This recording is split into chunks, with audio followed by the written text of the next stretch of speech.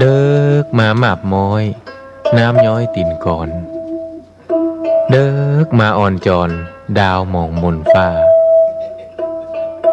ง่อมเงาใจไปทุกย่อมยาวิเวกวังเวงเงียบพักมนุษย์ตั้งหลายนอนในสำนักดักเงียบปิ้งเย็นวอยลมก็บปัดสังัดหายซอยแสงเดือนมอยหลอดลายกิ่งก้านหันวุยวายแสงไฟตามบ้านมะนาวเย็นคิงสะท้อนง่อมงันจับใจเป้าไหมยอดมอนมานักหน่วงค้อนหรือดีเสียงลมปัดไม้สอดไซนนทรีเคล้าเสียงดนตรีกวีข้าวเศร้าดังก้องแสนเสียงสำเนียงคนเท่าดิดเด่งปันเมาสะต้านบอกึดหาไผหือใจเหี่ยวมานปล่อยใจว่าอันตวยลมมีปินหัวจ้างแนบข้างประสมสุขแสนอารมณ์บ่ถามใครได้มีปินหัวจ้างแนบข้างประสมสุขแสนอารมณ์บ่ถามใครได้บ่ถามใครได้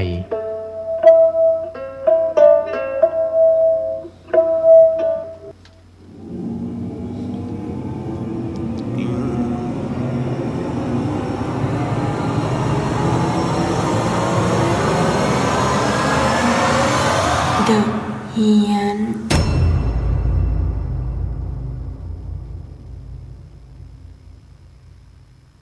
คุณกำลังฟังสถานีวิทยุเพื่อการศึกษาพระพุทธศาสนาและวัฒนธรรม FM 104.5 เมกะเฮิรตซ์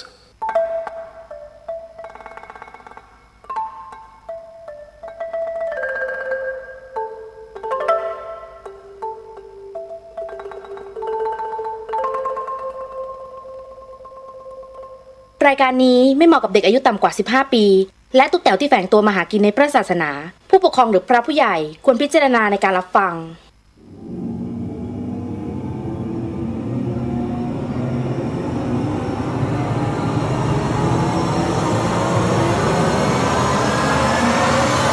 เดอะเฮียน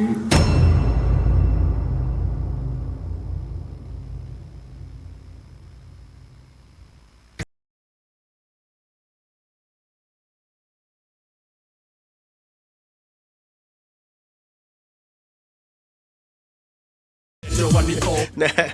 คุณกำลังฟังสถานีวิทยุ FM 104.50 เมกะเฮิรตซ์นะฮะสถานีวิทยุเพื่อการศึกษาพระพุทธศาสนาและวัฒนธรรมนี่คือรายการเดอะเฮียนครับออกอากาศเป็นประจำตั้งแต่5 ทุ่มจนถึงตี 1ก็กลับไปใช้ชื่อเก่าแล้วโผล่ลงมาหลอนอารมณ์ว่ามามั่งไม่มามั่งครับ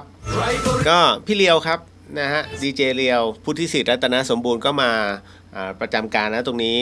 นะครับซึ่งอยู่ที่วัดฝายหินหลังมหาวิทยาลัยเชียงใหม่นะครับนะฮะก็เป็นประจำหลายๆท่านก็ได้ฟังเทศน์ฟังธรรมกันไปกับพ่อแม่ครูบาอาจารย์กันเรียกว่าเป็นตามระยะช่วงเวลาเพราะว่าที่นี่เป็นสถานีวิทยุสาธารณะเนาะนะฮะก็แน่นอนที่สุดนะฮะเราเป็นสถานีเพื่อเผยแผ่นะพระพุทธศาสนาก็มีหลายท่านถามมาว่าไอ้คำว่าเผยแพร่กับเผยแผ่เนี่ยนะฮะมันต่างกันยังไงจริงๆมันไม่ได้ต่างกันคือผมถ้าจำไม่ผิดนะฮะคำว่าเผยแผ่เนี่ยเขากระทรวงศึกษาธิการกำหนดให้ใช้กับพระพุทธศาสนาเนี่ยเมื่อปี 2528 จำได้ตอนนั้นผมอยู่ม.5 นะฮะครูมาบอกว่าเขาตอนนั้นเขาเรียกเป็นกรมศาสนากรมศาสนาให้เปลี่ยนคำว่าเผยแพร่ให้เป็นเผยแผ่นะเราก็เลยสงสัยแล้วมันต่างกันยังไงวะ ระหว่างเผยแพร่กับเผยแผ่คุณครูก็ให้ความเห็นว่าคำว่าเผยแผ่เนี่ยมันจะกว้างมากๆแต่ถ้าเผยแพร่ก็คือเหมือนกับคนสู่คนคนต่อคนมันจะไม่กว้างท่านก็เลยให้ใช้คำว่าเผยแผ่นับตั้งแต่นั้นเป็นต้นมาอะไรก็ตามที่เกี่ยวข้องกับการศาสนาก็จะใช้คำว่าเผยแผ่นะฮะนี่คือที่มาที่ไปก็เลยต้องบอกก่อนนะ ก็เดี๋ยววันนี้ยังคงมีเรื่องราวพอสมควรนะครับที่หลายๆท่านก็สงสัยแน่นอนที่สุดมันคงไม่พ้นเรื่องราวของอย่าเพิ่งเบื่อนะวัดพระบาทน้ำพุแต่มันก็คงจะเป็นอีกหนึ่งนัยยะที่มันมีผลกระทบกับงานพระพุทธศาสนาเรียกว่าโดยสังเขปเพราะว่ามันมีอะไรหลาย ๆ อย่างซับซ้อนซ่อนเงื่อนมากและที่สำคัญเนี่ยนะเราพระภิกษุสงฆ์นะฮะก็คือเรียกว่าเป็นการสนทนาในวงเล็กพูดถึงในเรื่องของ อันนี้ไม่ได้เป็นการเผยแพร่ข่าวเท็จแต่ใช้คำว่าโดยทัศนะของพระภิกษุสงฆ์กลุ่มเล็กๆนะฮะท่านให้ข้อคิดว่าการบ่อนทำลายศาสนาพุทธซึ่งเป็นศาสนาที่เข้มแข็งในประเทศไทยนั้นมันได้เริ่มขึ้นแล้วนะฮะแล้วแฝงตัวมาเป็นระยะเวลานานพอสมควรนะฮะกับแผนการในเรื่องของการเขาเรียกว่าค่อยๆริดรอนความศรัทธาลง พอฟังตรงนี้เสร็จปุ๊บเนี่ยทุกอย่างต้องใช้การพิจารณาด้วยปัญญานะฮะอย่ามาเชื่ออะไร100%ผมก็แค่รับฟังแล้วก็อ๋อครับก็จะเป็นผู้ฟังที่ดีนะก็แค่เอามาให้เป็นข้อขบคิดกันนะตรงนั้นแต่แน่นอนที่สุด ก็ยังมีผู้ถามมาเรื่องของหมอบีใช่ไหมจริงๆเขาไม่ใช่เป็นหมอนะ คือเขาก็คือเด็กคนหนึ่งซึ่งเป็นจิตอาสาแล้วบังเอิญว่าตัวเขาบอกว่าตัวเขาเนี่ยสื่อวิญญาณได้ตั้งแต่นั้นคนไทยก็จะมีความเชื่อว่าอ๋อถ้าคนที่จับงูเรียกหมองูคนที่พูดกับผีได้ปราบผีได้น่าจะเรียกว่าหมอผีก็เหมือนกับหมอปลานะฮะก็ทั้งหมดทั้งมวลเนี่ยมันก็เป็นอย่างนักธุรกิจเราก็จะใช้คำว่ามีไฮโซผมก็ถึงงงว่าอ้าวแล้วไฮโซกับเราคือใครอะโลโซอ่ะ นะบอกเสกก็ไม่รับเรา ว่าเป็นโลโซ นะฮะคือมันเป็นตำแหน่งที่อุปโลกขึ้นมาในสังคมแต่ทั้งนี้ทั้งนั้นเนี่ยก็มีผู้ถามเข้ามาก็เดี๋ยวมาคุยกันแล้วกันนะฮะเพราะแน่นอนที่สุดวันนี้ยังคงมีอะไรหลายๆอย่างพอสมควรแต่เดี๋ยวก็ต้องขอรายงานก่อนนะฮะว่าสิ่งที่เกิดขึ้นในบริเวณวัดฝายหินแล้วก็รอบๆวัดฝายหินจังหวัดเชียงใหม่หลังมหาวิทยาลัยเชียงใหม่เนี่ยมันมีอะไรบ้างนะฮะโดยเฉพาะอย่างยิ่งเมื่อ2 วันที่แล้วท่านก็เห็นเนาะนะฮะว่าเราก็ไปประสบพบเจอกับงูกระปะ นะฮะผมต้องบอกก่อนว่าถ้าท่านใดที่มาเชียงใหม่แล้วได้เดินออกกำลังกายนะฮะเขาก็จะนำท่านเนี่ยมาที่หลังมช.นะซึ่งเป็นเส้นของวัดฝายหินไปจนถึงวัดผาลาดมันเป็นเส้นธรรมชาติที่สวยมากระยะทางประมาณเกือบ2 กิโลนะฮะตีไปนะฮะก็เป็นพื้นที่ลาดชันนะฮะแล้วก็สลับกับพื้นที่ราบบางส่วนนะก็จะมีบางจุดเป็นสถานที่ท่องเที่ยวคือเรียกว่าเดินกันเพลิดเพลินนะแต่ทั้งนี้ทั้งนั้นเนี่ยเนื่องจากว่าหน้าฝนมันจะมีงูชุมพูดกันเลยก่อนหน้านั้นที่จะเจองูกระปะเนี่ยก็เจองูจงอางขออภัยเจองูเห่าเลื้อยตัดหน้ารถเราก็ดูนิ่งๆ หยุดก่อนให้มันมาแล้วพอดีมันมีรถปิกอัพสวนลงเขามาเรายังเชียร์มึงรีบไปเดี๋ยวโดนทับ มันก็เลื้อยลงพงหญ้าไปอันนั้นน่ะงูเห่าเพราะลายมันใช่แต่หลังจากเมื่อ2 วันที่แล้วนะฮะผมก็เดินใช้คำว่าเดินออกกำลังแล้วกันอย่าใช้คำว่าเดินสำรวจ นะผมไม่ใช่เจ้าอาวาสนะฮะก็เดินออกกำลังเดินไปตรงหน้าป้ายวัดฝายหินก็มันคือเราก็พยายามพิจารณาเนาะว่าตรงไหนจะสร้างกุฏิให้กับพระท่านนะฮะแล้วก็เราจะทำความสะอาดยังไงหลังจากที่หน้าฝนมันผ่านไปแล้วคือการพัฒนามันอยู่ในหัวหมดเนี่ยเราก็พยายามมองเราจะทำยังไงดีว่านะฮะเพราะว่าวัดเนี่ยมันเป็นที่สถานที่สงเคราะห์คนนะฮะมันคือสถานที่สาธารณะและเป็นที่สงเคราะห์บุคคลคนใดที่เรียกว่าเอาปวดท้องอยากเข้าห้องน้ำมาเชิญวัดฝายหินไม่เก็บเงินนะฮะแต่ขอให้รักษาความสะอาดหิววัดฝายหินในทุกเช้าอาหารจากการเหลือบิณฑบาตพระท่านจะสละเอาไว้แล้วถ้าโยมคนไหนหิว ท่านก็จะใส่ตะกร้าไว้ท่านบอกนี่ตรงนี้สำหรับอาหารหรือว่าขนมมากินได้เลย ไม่ทราบใช่ไหมฮะวัดฝ่ายหินจะเป็นอย่างนี้นะฮะแล้วก็ถ้าเหนื่อยอยากจะพักผ่อนมีจุดให้นั่งอันนี้คือวัดฝ่ายหินนะครับเพราะฉะนั้นเนี่ยผมว่าแต่เนื่องจากว่าหน้าวัดเนี่ยมันเป็นต้นไทรแล้วก็มีต้นไม้เนี่ยนะมันเป็นพื้นที่สำหรับวิปัสสนานะฮะก็ให้พระภิกษุเนี่ยได้นั่งมันเป็นริมน้ำตกกันเนาะแล้วไม้มันตกไฟไม้ตกเยอะแยะเลยจะทำไงดีว่าอะไรอย่างเงี้ยฮะคิดไปถึงสแลนด้วยซ้ำว่าจะกลางแต่ก็ยังนะฮะเพราะมันต้องใช้ปัจจัยพอสมควรนะเนื่องจากว่าผมไม่ใช่พระแล้วมันก็เลยอาจจะขอญาติโยมนิดๆหน่อยๆมันกระดากปากนะครับมันก็เลยเป็นโครงการที่อยู่ในหัวไว้ก่อนถ้ามีปัจจัยค่อยทำอะไรประมาณนี้นะฮะแล้วคราวนี้ก็มีเจ้าหน้าที่ป่าเจ้าหน้าที่ใช้คำว่าอุทยานเลยกันเพราะที่นี่มันอุทยานสุเทพปุยเนาะก็มาถึงน้องไอ้ระวังเนอะทางโค้งเนี่ยมันมีงูตึงแล้วฮะงูอะไรนะงูตึงแล้วเดี๋ยวไปดูไอ้บอกด้วยเนอะเพราะว่าผมปักป้ายไว้แล้วเดี๋ยวคนผ่านไปผ่านมามันจะฉกเอาเนอะมันมีพิษเราก็แปลกๆไม่เคยเห็นไม่เคยรู้จักงูอะไรว่างูตึงน้องเขาก็ขี่รถไปผมก็เลยตามท่านโยนะฮะไปเดินขึ้นไปบอกไปท่านไปดูกันพอไปถึงเสร็จปุ๊บผมมองไม่เห็นนะเพราะผมไม่ได้ใส่แว่นก็เลยดูคือมันจะเบลอไปหมดแล้วก็ดูตรงไหนวะเชื่อไหมอยู่ตรงขาห่างจากผมประมาณ1 ช่วงแขนท่านโยบอกนั่นไงอาจารย์เนี่ยตรงขาท่านเราก็มองเฮ้ย กระโดดมามันนอนขดคำว่างูตึงหมายถึงงูกระปะเป็นงูมีพิษนะฮะมันจะทำลายระบบเนื้อเยื่อเวลาถ้ามันฉกแล้วแต่คราวนี้มันกกไข่อยู่เราก็เฮ้ยเอาไงดีวะแล้วมันเป็นทางโค้งถ้ารถมาเร็วๆคือมันเห็นได้ชัดเลยว่าเพราะว่าพอผมไปดูเสร็จปุ๊บมันมีรถที่เขาไปส่งนักเดินเทรลทั้งหลายข้างบนเขาผมก็ถอยมามันขับมาอีกนิดนึงทับแล้วเราก็โอ้ไม่ได้แล้วต้องตัดสินใจอย่างใดอย่างหนึ่งก็เลยมองว่าโทรตามกู้ภัยนะกู้ภัยก็เลยมาจับผมก็เลยถามก่อนเดี๋ยวเอาไปไหนถ้าจับเขาเล่นเนี่ยเอาไปไหนเพราะเป็นงูแม่ลูกอ่อนไงเพราะเป็นงูกกไข่อยู่บอกอ๋อเดี๋ยวเอาไปปล่อยบนเขาโอเครับได้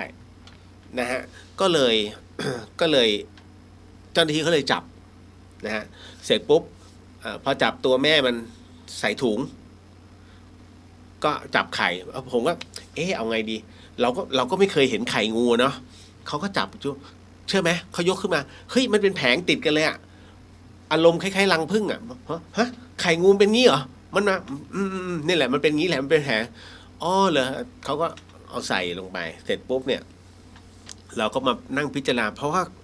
ก่อนหน้านั้นเนี่ยประมาณเดือนหนึ่งผมมานั่งสมาธิอยู่ที่กุฏิก็กางเต็นท์นี่แหละและไอ้ปอกเต็นท์เนี่ยวางไว้ข้างๆนอกเต็นท์นะ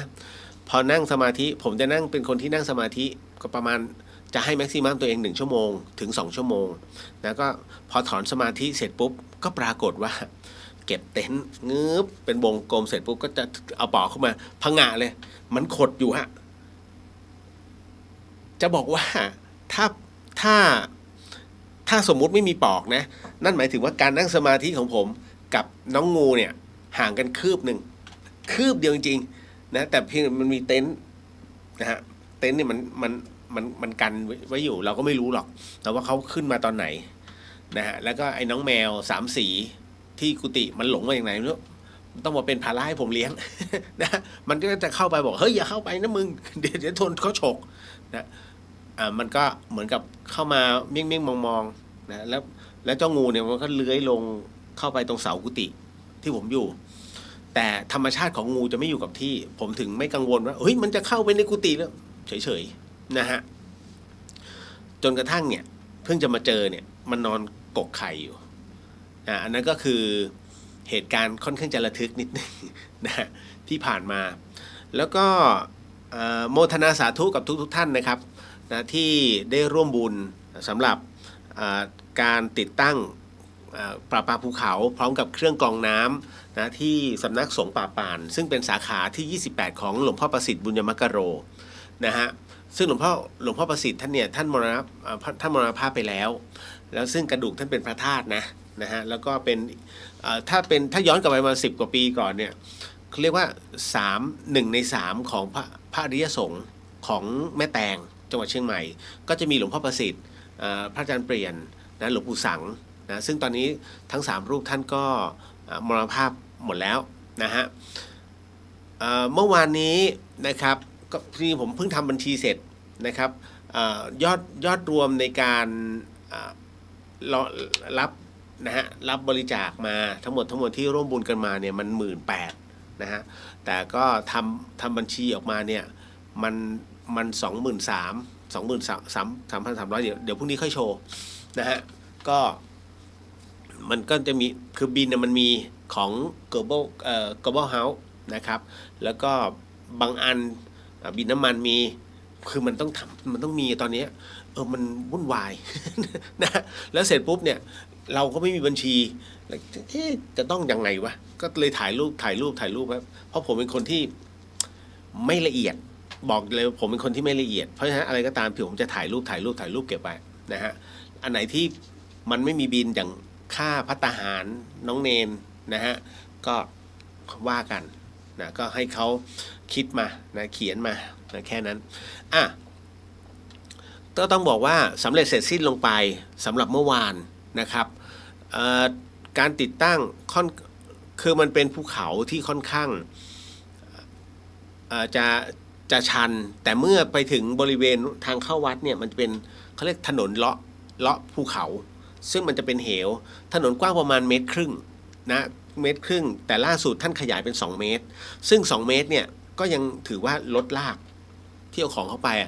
มันยังต้องช่วยกันประคองทั้งพระทั้งเนนนะครับเมื่อวานนี้ไปกัน8 รูปคนต้องใช้คำว่ารูปคนเพราะมีพระภิกษุสามเณรแล้วก็คารวาสก็จะมีผมมีจ่าเจมมีถิ่นฐานแล้วก็มีสายัน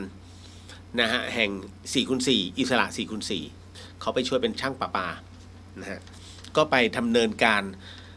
เราไปถึงที่นู่นประมาณ4 โมงเย็นเกือบ4 โมงเย็นนะฮะแล้วก็ดำเนินการในเรื่องของการต่อท่อซ่อมท่อที่มันระเบิดคือเครื่องกรองน้ำเนี่ยต้องเปลี่ยนทั้งหมดซึ่งมันมีมูลค่าตีไปเนี่ยบวกค่าขนส่งประมาณ6,000 ถึง 7,000 กว่าบาทแค่เฉพาะตัวกระบอกมันแค่ 5,000 แต่ค่าขนส่งเนี่ย 2,000 หนักนะ นะผมถึงบอกไม่อยากสั่งซื้ออะไรจากกรุงเทพมาปวดหัวนะฮะแล้วก็ในส่วนของเมื่อวานนี้ผมก็ตกใจนะเฮ้ยพระอาจารย์บอกหลวงพี่ทำไมมันมีสัญญาณด้วยของ True มีที่นี่เพราะเมื่อก่อนที่โยมมากันเสามันล่มแต่พอตอนนี้มา 5G แล้วมันขึ้นมา4 ขีดก็โอเคก็เลยไลฟ์สดเมื่อวานนี้นะครับแต่บังเอิญว่ามันต้องบรรยายไปนิดๆหน่อยๆแล้วก็จิตก็มัวแต่จะเสร็จไหมจะทันไหมไอ้นู่นไอ้นี่นะมันก็เลยกักนะแต่ให้เห็นภาพรวมว่าอยู่ในป่านะครับแล้วก็ท่านก็ฝากโมทนาบุญมาให้กับทุกท่านนะครับที่ร่วมบุญมาเพราะว่าสำเร็จเสร็จสิ้นแล้วท่านก็กลับมามีน้ำใช้เหมือนเดิมแล้วตอนนี้นะฮะท่านก็ดีใจมากนะครับบอกขอบคุณมากขอบคุณทุกผมก็เลยบอกว่าเดี๋ยวถ้ามีโอกาสนะฮะผมจะขอนำคณะศรัทธาเนี่ยมาอาจจะไม่พระป่าไม่พระป่าก็แค่เอาข้าวของไปถวายเพราะท่านไม่มีไฟท่านไม่ใช่ไฟฟ้านะฮะแต่ท่านบอกท่านก็ไม่ได้ปิดกั้นหรอกเพียงแต่ว่ามันจะใช้ทุนเยอะแล้วท่านเป็นพระปฏิบัติท่านเป็นพระสายป่าเพราะฉะนั้นปัจจัยเนี่ยท่านมีเฉพาะทำเสนาสนะเกินไปกว่านั้นต้องปัดออกเพราะคือหลวงพี่ต้อมเนี่ยให้เรียกว่าให้ข้อคิดที่ดีมากท่านก็เลยบอกว่ามาบวชเนี่ยเพื่อสละไม่ใช่มาบวชเพื่อเอาโอ้โหพอถึงตรงนี้รู้ไหมภาพไหนผมปรากฏ ผมรู้ทุกท่านต้องรู้อยู่แล้วเหมือนกับที่ทุกท่านรู้เลยวัดพระบาทน้ำพุ มันปรากฏมาทันทีไอเราก็โอ้โหหลวงพี่สุดยอดก็คือ เพราะว่าท่านต้องการฝึกนะฮะเพื่อไม่ให้มีความโลภเกิดขึ้นท่านจึงต้องมาอยู่กลางป่านะฮะและคราวนี้ก็เลยนำถวายโซลาร์เซลล์ที่ผมเขียนไปนั้นเท่าไหร่5 ตัวใช่ไม่ใช่6 ตัวครับผมเขียนผิดนะครับ6 ตัวแล้วท่านก็โอ้พอดีเลยดีโซลาร์เซลล์กำลังพัง มันพังตัวหนึ่งท่านก็เลยจะเอาเปลี่ยนนะฮะแล้วก็ทั้งหมดท่านเป็นพระที่ไม่สะสมแล้วก็ทั้งหมดทั้งมวลต้องเป็นไปตามพระวินัย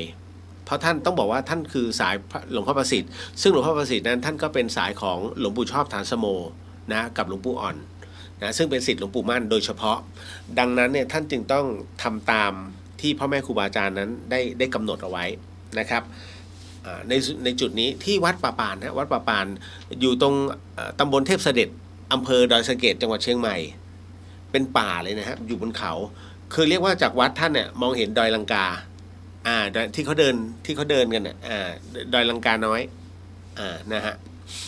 ก็เลยเป็นที่มาที่ไปว่าผมพยายามจะชวนหลายๆท่านแต่คราวนี้บางคนเขาติดธุระผมก็ไม่เป็นไรเอาพระเนรวัดไฟหินเนี่ยไปช่วยกันนะครับ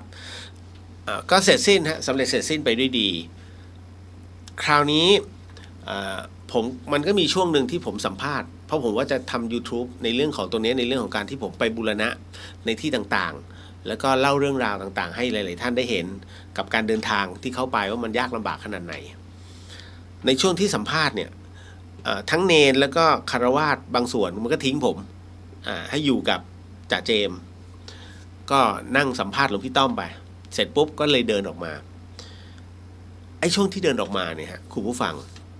คือต้องบอกว่าที่วัดป่าป่านเนี่ยแต่ก่อนนั้นมีพระมหานิกายนั้นท่านเข้ามาปรับพื้นที่พยายามจะนอนค้างแต่อยู่ไม่ได้แล้วไม่ใช่ท่านนั้นท่านเดียวนะฮะหลายๆรูปที่พยายามจะเข้ามาอยู่ที่เนี่ยอยู่ไม่ได้ท่านบอกเจอดีเป็นน่าจะเป็นผู้ที่ปกปักรักษาดูแลนะตรงนี้ใครที่คิดไม่ดี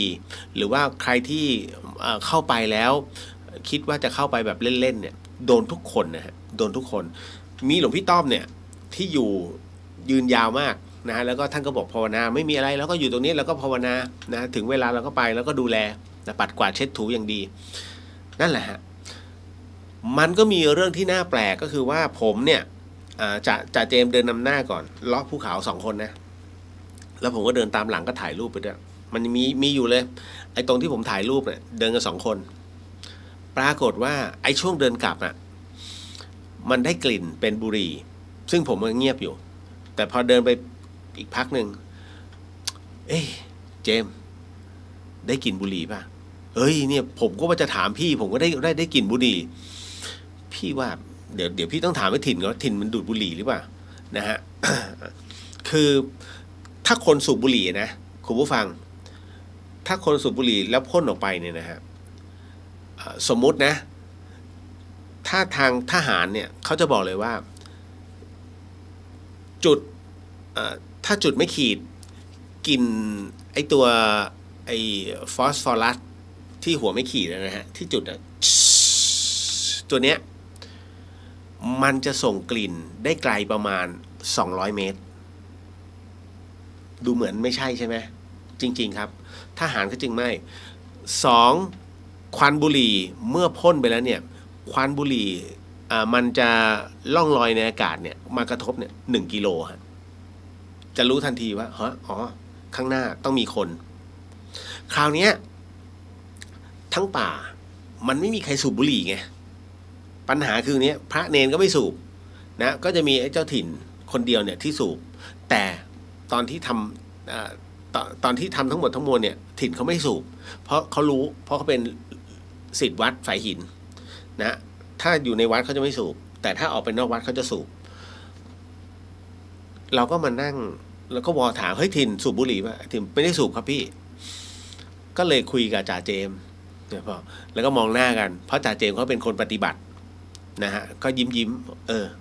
ท่านมาส่งคำว่ามาส่งในที่นี้ก็คืออาจจะเป็น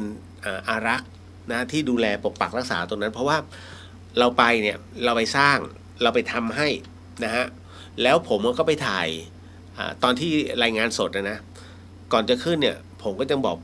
ทุกๆคนแล้วแม้หลวงพ่อท่านเนี่ยจะมรณภาพไปแล้วนี่คือกุฏิท่านเราต้องเคารพครูบาอาจารย์ก่อนขึ้นเนี่ยผมก็คุกเข่าตรงเชิงบันไดแล้วก็กราบไป3 ทีขออนุญาตหลวงพ่อขึ้นไปถ่ายนะฮะก็ขึ้นไปนั่นแหละฮะนั่นคือสิ่งที่เราให้ความเคารพพ่อแม่ครูบาอาจารย์และเราเคารพสถานที่ดังนั้นพอถึงตอนที่ไปส่งเนี่ยกลิ่นบุหรี่มันโชยมานะฮะแล้วก็ถามกันจนกระทั่งเหมือนกับว่ารับแนวโค้งของภูเขาไปก็ถึงรถแล้วก็กลับกันนะฮะเมื่อวานนี้ก็สำเร็จเสร็จสิ้นไปนะด้วยดีนะฮะในเรื่องของการทำในเรื่องของการต่อท่อน้ำประปาภูเขานะฮะก็เป็นอันจบนะฮะในเรื่องของการรายงานในเรื่องของการทำประโยชน์นะให้กับงานพระศาสนาอันนี้จริงๆต้องบอกว่าขอบพระคุณทุกท่านนะฮะเหล่ากัลยาณมิตรที่ร่วมกันกับผมนะฮะคือพอเราได้มาซึ่งปัจจัยตัวนี้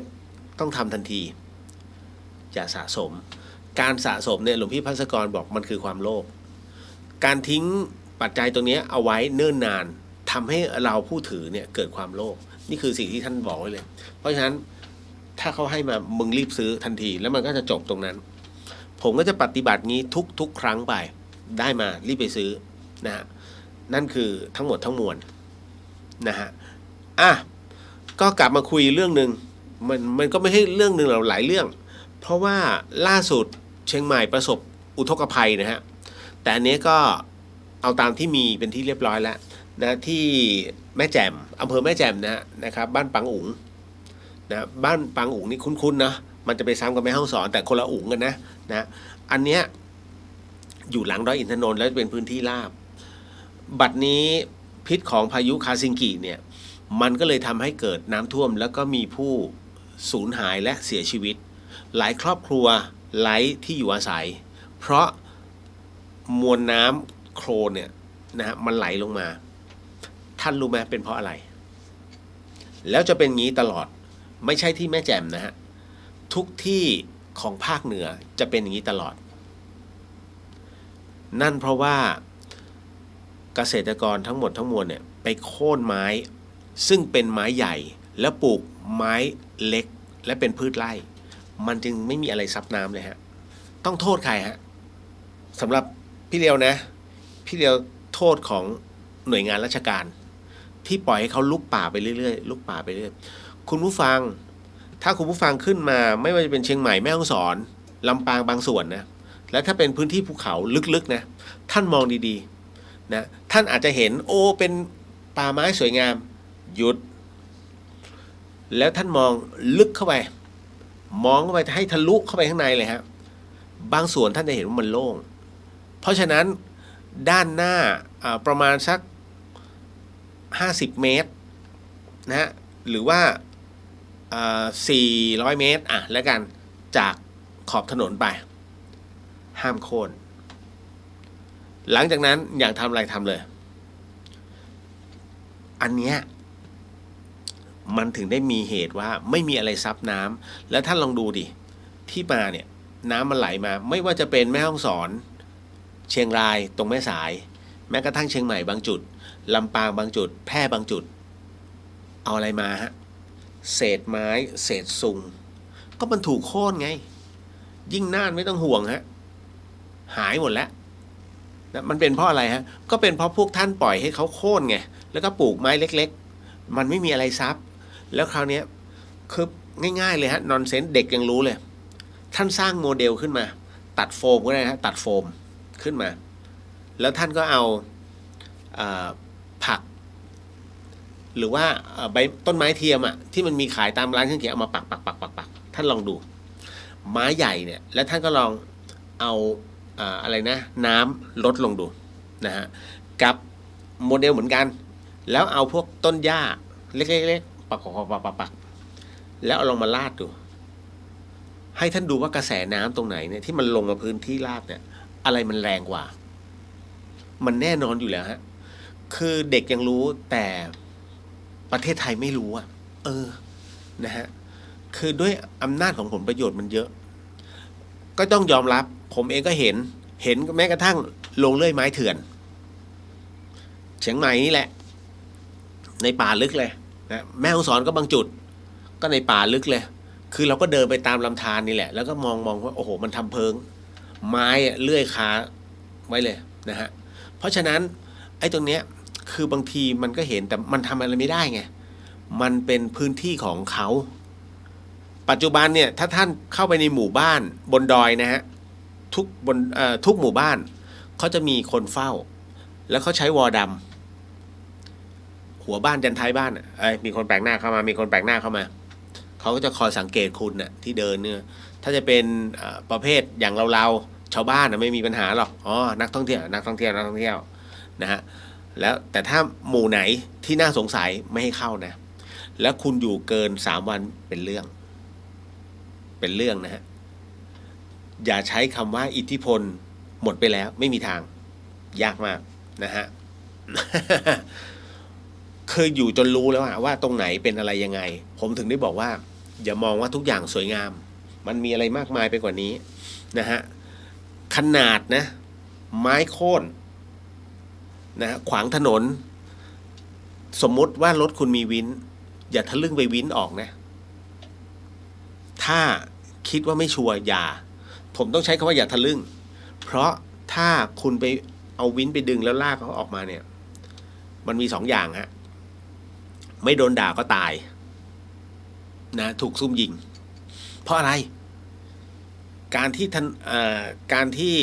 ดินสไลด์กบทางไม้ล้มนะฮะขวางทางนะฮะมันคืองบประมาณเห็นไหมมันเป็นงบประมาณพื้นที่ที่ต้องเข้าไปเนี่ยประเทศไทยอะไรก็ไม่รู้อ่ะนะฮะมันเลยมีอะไรมากมายซับซ้อนมากท่านต้องอยู่ในพื้นที่มันถึงจะรู้เราเห็นแล้วเราก็รู้แล้วว่าอันไหนควรแตะต้องอะไรไม่ควรแตะต้องบังเอิญว่าเราเป็นคนที่วางตัวดี นะเข้ากันได้กับทุกครัวเรือนนะฮะต่อมาในวันพรุ่งนี้ฮะคุณผู้ฟังคือหลังจากวันนี้ที่มีข่าวในเรื่องของเพื่อนบ้านอย่าใช้คำว่าเพื่อนเลยนะเขมรนิดนึงอาจจะมีการเมืองบ้างเขมรท้าทายการจอมพลังนะว่าไหนรถส้วมกันเขาเอารถมาฝากหนึ่งของฝ่ายค้านก็มาห้ามปรามใครนะคุณวิโรจน์ใช่ไหมผมยังไม่เคยเห็นคุณวิโรจน์ทำอะไรเลยนะฮะเวลาเขาทำประโยชน์ก็ไม่เคยชมแต่พอมีอะไรปุ๊บขวางหูขวางตาอะไรกูออกความเห็นได้กูออกความเห็นมันไม่แฟร์นะฮะแล้วยิ่งรัฐบาลจะพูดถึงมีด้วยเหรอฮะประเทศไทยนะผมงงมากตรงเนี้ยเชียงใหม่ใครเป็นคนเลือกจำได้เลยตอนที่มาเนี่ยนะฮะอะไรล่ะพ่อนายกมาใช่ไหมท่านเกณฑ์รถสีเขียวมาเนี่ย10 กว่าคันผมขับรถตามเนี่ยยืนนับก็คือนับก็ยังคุยกันโอ้โหขนมาขนาดนี้เลยเหรอนะฮะเห็นไหมความเปลี่ยนแปลงมันเกิดขึ้นแล้วนะท่านอย่าผูกติดเชื่อผมทุกอย่างมันโลกใบนี้มันมีวัฏจักรของมันนะครับเหนือฟ้ายังมีฟ้าและในส่วนตรงนี้ต้องบอกเลยนะว่าถามก่อนรัฐบาลทำอะไรบ้างไม่ได้บ่นนะเดี๋ยวหลายๆคนจะหาว่าบ่นแต่ผมพูดในความเป็นจริงนะฮะเมื่อฝ่ายค้านรัฐบาลไม่ได้ทำอะไรเลยวันๆนะฮะคอยแต่กันแกล้งกันประชาชนไม่ได้อะไรเลยสำหรับผมนะอันนี้ก็ในความเป็นส่วนตัวนะฮะก็ต้องขออนุญาตแล้วกันนะไม่ได้ก้าวล่วงสาธุสำหรับผมนะผมจะบอกว่าเฮ้ยถ้ารัฐมนตรีทั้งหลายเนี่ยไม่ได้ทำงานแล้วก็เป็นฝักเป็นฝ่ายเป็นพรรคเป็นพวกกันแบบนี้มากี่สมัยกี่รัฐบาลแล้วประเทศไทยไม่เคยเจริญเลยคืนเถอะคืนตรงนี้สู่พระราชอำนาจให้กับในหลวงและให้ท่านแต่งตั้งรัฐมนตรีทั้งหลายเนี่ยซึ่งเป็นกลางที่สุดแล้วนะฮะท่านจะบอกไม่ได้ในหลวงท่านอยู่เหนือกฎหมายเหนือการเมืองใช่แต่ถ้ายังปล่อยให้ท่านเลือกกันท่านก็จะได้เดิม เป็นพรรคเป็นพวกเป็นกลุ่มเป็นก้อนแล้วทะเลาะกันไม่มีความเจริญเกิดขึ้นในประเทศไทยฮะแต่ถ้าขอนะฮะพระบรมพุทธานุญาตให้ท่านมีพระบรมราชโองการนะผมว่าเป็นกลางที่สุดแล้วคนนี้มาคนนี้มาคนนี้มาท่านเชื่อไหมพรรคการเมืองทั้งหลายเนี่ย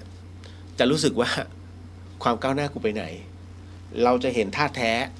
เพราะมันไม่มีตำแหน่งให้นะทั้งหมดทั้งมวลเนี่ยแล้วมันจะมีการพัฒนาเกิดขึ้นเพราะรัฐมนตรีทั้งหลายเป็นกลางแล้วถูกต้องเดี๋ยวนี้อะไรจบสังคมเงี้ยฮะไปเป็นรัฐมนตรีอุตสาหกรรมอะไรเงี้ยจบอะไรไม่รู้อะแต่ไปเป็นสาธารณสุขมันไม่ตรงนะฮะคือจัดคนไม่ตรงสายงานอะมันจึงไม่เจริญไงนั่นแหละครับอันนี้แค่นำเสนอเฉยๆนะครับมาสุดท้ายเนี่ยก็เลยต้องบอกว่าพรุ่งนี้แล้วสิใช่ไหมฮะที่นายกรัฐมนตรีนะจะเข้าสู่ช่วงสำคัญของชีวิตคืนนี้นอนไม่หลับฮะนายกแพทองธารซึ่งก็ต้องบอกก่อนเลยว่าถ้าเป็นผมนะลาออกนานแล้วทำไมจึงต้องเป็นเช่นนั้นเพราะว่าเราเนี่ยถูกปลูกฝังนะฮะด้วยความรับผิดชอบต่อประเทศอันนี้คือรับผิดชอบประเทศนะแต่หลับตาแล้วผมยังนึกไม่ออกเลยนะฮะว่าผลงานของแพทองธารมีอะไรบ้างนะฮะแจกเงินหมื่นยังแจกมั่วเลยนะฮะแล้วไปเอาเงินจากไหนมาแจก no comment นะครับแม้กระทั่งนะตรงเนี้ย3 เดือนผมขอเปรียบเทียบเล่นๆการจอมพลังสร้างฐานทำถนนแล้วกลาโหมไทยทำอะไรฮะการอนุมัติต่างๆเนี่ยมันไปไหนแต่ท่านอนุมัติเงินคอนเสิร์ตเนี่ยเป็นพันล้านเลยสำหรับวัฒนธรรมที่จะต้องจัดเทศกาลดนตรีเพื่อมันไม่ถูกต้องอะไรสักอย่างเลยฮะนั่นแหละนั่นคือสิ่งที่เกิดขึ้นต่อมาสุดท้ายความเสื่อมถอยของงานพระพุทธศาสนานี้บิดผิวไม่ได้นะฮะผมจะบอกว่าสำนักพุทธต้องรับผิดชอบเอาจริงนะสำหรับผมนะสำนักพุทธไม่มีความหมายเมื่อก่อนเขาเรียกเป็นกรมศาสนาพอมาเป็นสำนักพุทธไม่ทำอะไรเลยแถมยังอยู่ใต้อำนาจของพระภิกษุตราบใดที่มีพัดยศตราบใดที่มีตำแหน่งเกี่ยวกับพระพังหมดฮะพระพุทธเจ้าท่านไม่เอานะอะไรเนี่ยที่มาพระพุทธเจ้าเนี่ยท่านเป็นสักยวงศ์เป็นลูกกษัตริย์ถ้าท่านต้องการบวชแล้วเป็นกษัตริย์ก็ได้แต่นี่ไม่ใช่ท่านสละทุกอย่างแต่ทำไมเราผู้เป็นลูกศิษย์พระพุทธเจ้าถึงต้องพยายามจะเอายศเอาตำแหน่งอันนี้ผมไม่เข้าใจนะฮะแล้วถ้าเป็นอย่างเงี้ยในเรื่องของการศาสนาผมใช้คำว่าจงคัดสรรผู้ที่มาดำรงตำแหน่งถ้าจะต้องเป็นสำนักพุทธนะและให้เป็นองค์กรมหาชนมันจะง่ายเลือกเหมือนกสทช.เลย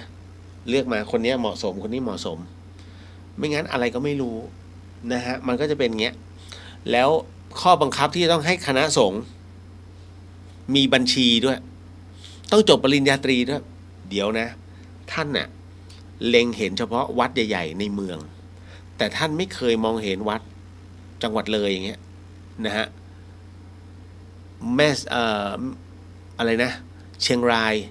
น่านแม่ฮ่องสอนตากถ้า2 อย่างในป่าเอาตรงไหนบัญชีคือมันมองอะไรที่มันไม่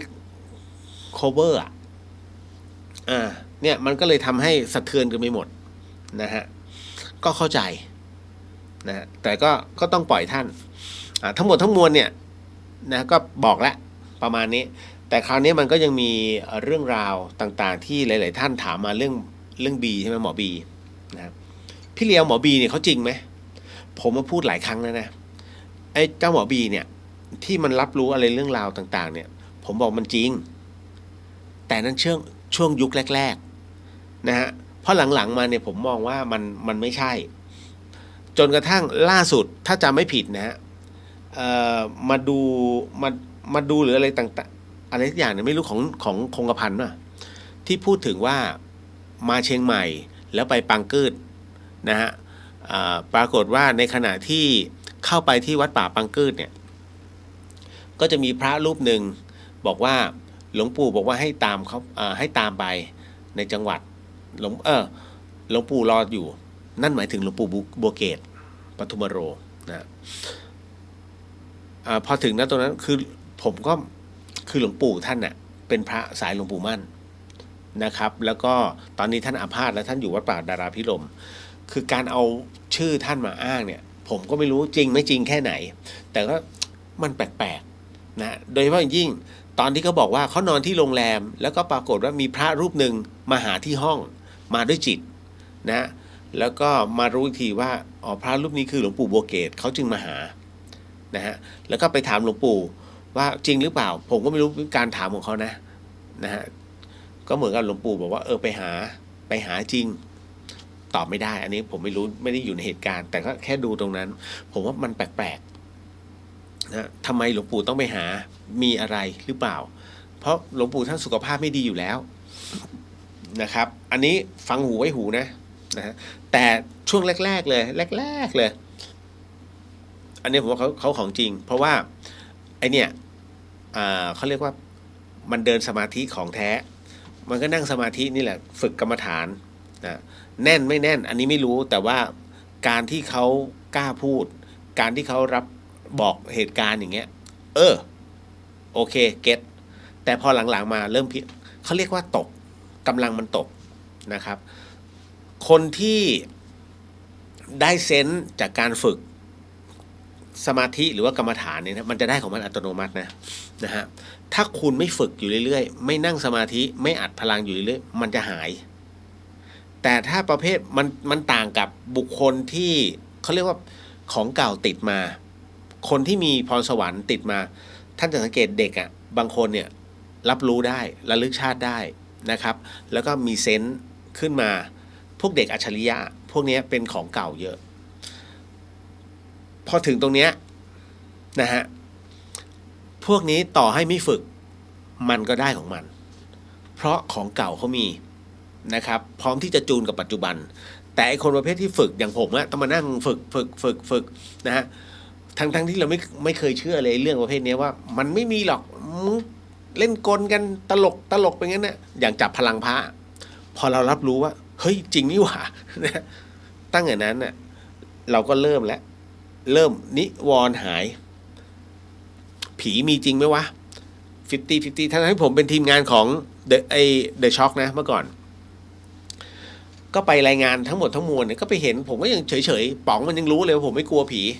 นะฮะแต่ต้อง acting เนี่ยหุ้ยน่ากลัวมากครับกับพลครับนะฮะเนี่ยป๋องครับถ้าป๋องมาตัวนี้บรรยากาศมันจะโอ้โหน่ากลัวมากนะฮะตอนนั้นมันไม่มีอินเทอร์เน็ตแบบนี้ผมจะรายงานดีไอ้ป๋องมันจะให้ออกสัญจรตลอด นะไปที่ต่างๆก็ไปกับโก้นะแล้วคราวนี้พอมาจัดรายการเองโผล่ลงมาหลอนเนี่ยมันก็50-50เพราะเราก็ฝึกกรรมฐานไปด้วยฝึกมโนมยิทธิไปด้วยจนผมเขาเรียกสโตรกกล้ามเนื้อหัวใจตายฉับพลันไอ้ตรงนั้นเนี่ยทำให้เชื่อ 100% เพราะตัวจิตผมไม่ได้อยู่กับตัวแล้วมันเข้าออกจนเห็นเนี่ยว่ามันมีซีเนียร์เหมือนจะรอรับน้องอยู่นะอีก20 ตนในโรงพยาบาลเลยตายแล้วว่ะ และแถมมีอีก1 ตนเนี่ยมาจับขาขอบุญหน่อยนั่นแหละฮะอันนั้นนิวรณ์ทั้งหมดหายทันทีนะฮะเพราะเรารับรู้ว่าอีก1 โลกเฮ้ยมีจริงแล้วเพราะสัมผัสด้วยตัวเองคือคนอย่างผมเป็นประเภทปัจเจกนะใครหลายคนเนี่ยถ้ามาคบเนี่ยเขาจะรู้เลยว่าผมเป็นคนที่เชื่อในตัวเองสูงมากไม่เชื่ออะไรมากมายต่อให้สอนยังไงถ้าผมไม่เจอผมไม่เชื่อแต่ไหนแต่ไรเลยฮะเพราะเราอยู่วงการบันเทิงผมเป็นคนเบื้องหลังวงการบันเทิงวงการนักร้องทั้งหลายเนี่ยทั้งเท่อุเทนพรหมินทร์ตั๊กสิริพรอยู่ยอดเนี่ยนะฮะคือล้างลากันไปเจอกันที่ภาคใต้ไอ้ตั๊กบอกพี่นี่หน้าคุ้นก็ทำเทปล่าสุดให้มึงชุดมีเยอะไหมนั่นน่ะอันนั้นน่ะนะฮะ ฉันไม่ใช่นางเอกผมก็ทำให้ตั๊กทั้งหมดทั้งมวลเนี่ยนะฮะถึงได้บอกว่ามันเกิดจากการฝึกฝนที่ผมได้ตรงนี้มาแล้วถ้าผมไม่ฝึกต่อเนื่องมันก็จะหายไปนะครับการหายไปของกำลังทั้งหมดทั้งมวลในการฝึกเนี่ยที่มันมีความพิเศษออกมาท่านอย่าไปติดมันนะผมมาติดในเรื่องของความเขาเรียกติดวิเศษเนี่ยนะหลงไปกับตัวเนี้ย3 ปีที่ผมหลงไปกับการรับรู้ในส่วนของมโนมยิทธิรับรู้ในเรื่องของบุพเพนิวาสาของแต่ละคนดูเป็นเรื่องสนุกสนานแต่ตัวนี้มันมีฟีดแบ็กในเรื่องของกรรมหลวงพี่ภาสกรจะทราบดีเพราะผมอะเหมือนกับเป็นคนที่ถ้าเวลาไปกับท่านนะพระอาจารย์ภาสกรเนี่ยนะคนไหนที่ไม่ลงใจผมจะบอกหลวงพี่คนนั้นเนี่ยยังติดหลวงพี่อยู่นะเพราะว่าเขากายทิพย์เขายังดำๆอยู่แล้วเขามีข้อสงสัยเยอะมากหลวงพี่ลงไปจี้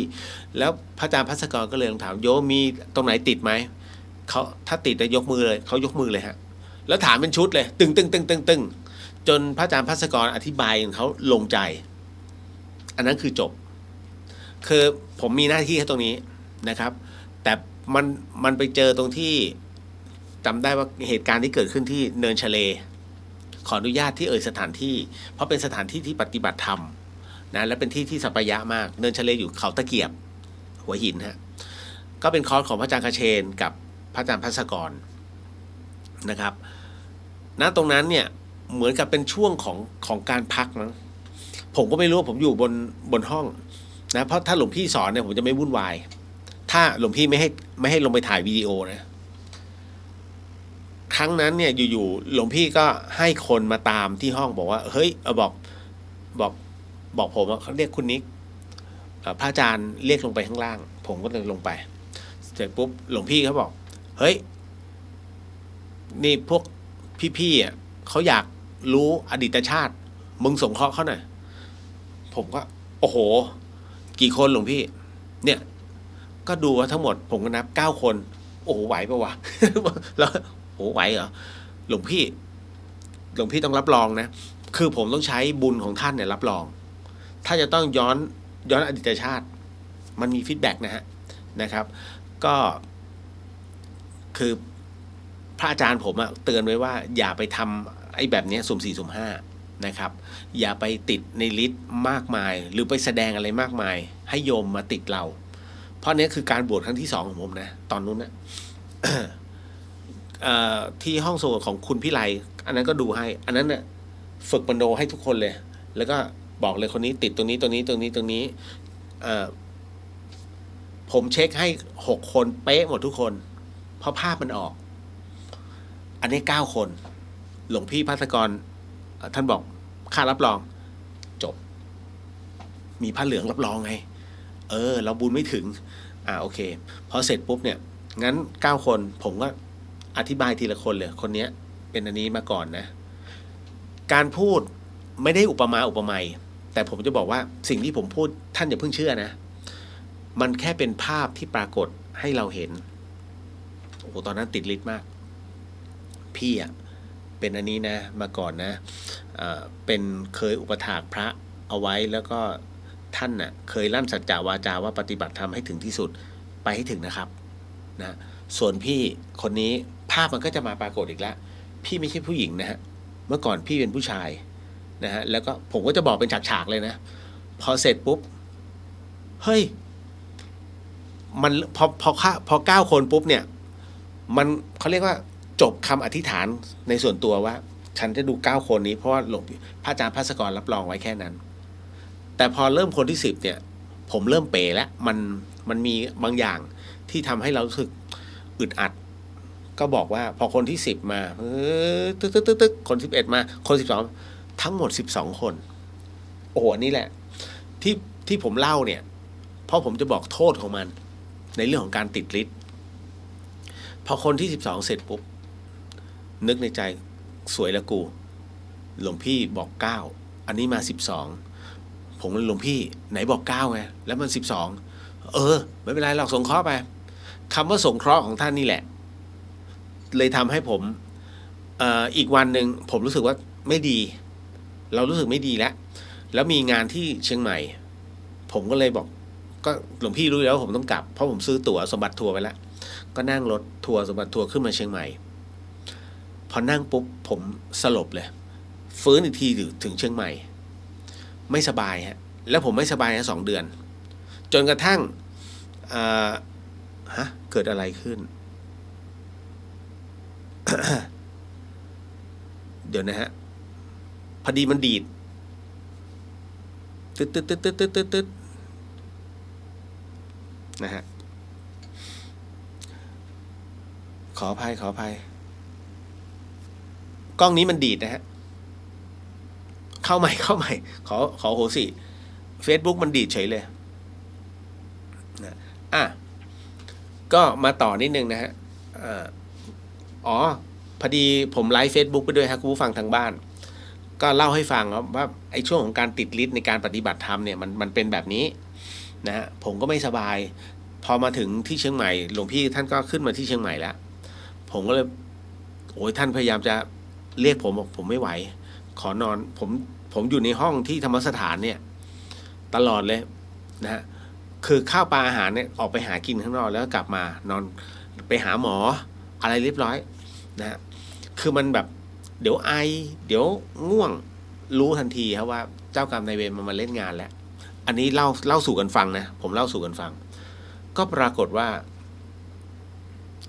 ท่านก็เลยบอกว่ามึงเป็นอะไรเนี่ยถ้าเองเป็นอะไรผมก็เลยบอกว่าน่าจะอันนี้แหละหลวงพี่ที่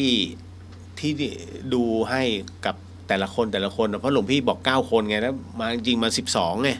นั่นแหละมันก็เนี่ยตีเพราะอาจารย์กบท่านก็บอกแล้วว่าอย่าได้ทำอะไรที่มันเกินอธิษฐาน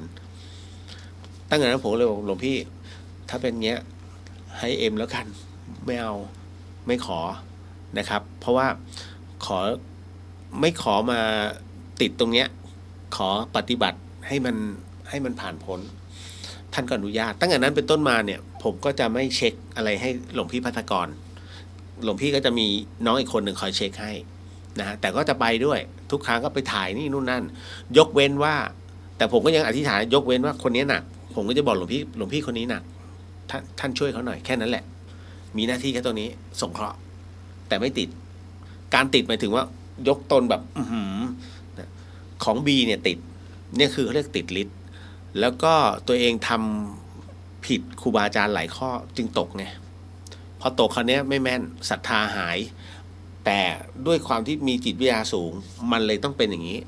มันมีทั้งหมดเขาเรียกกรรมมันตีกลับนะฮะผมกรรมของผมมาในรูปแบบของโรคจึงไม่เอาดีกว่านะฮะผมหยุดก่อนที่กล้ามเนื้อหัวใจจะตายฉับพลันนะดังนั้นไอ้ตัวเนี้ยน่าเป็นฟีดแบ็กที่เกิดจากตรงนี้ด้วยมันมาอัดทีเดียวเขาเรียกอวดเก่งเกินผมจึงไม่ขออวดเก่งแต่ว่าถ้าอยู่ในสมณะผมจะสอนทุกอย่างแม้กระทั่งในเรื่องของออร่านะครับการจับออร่าของคน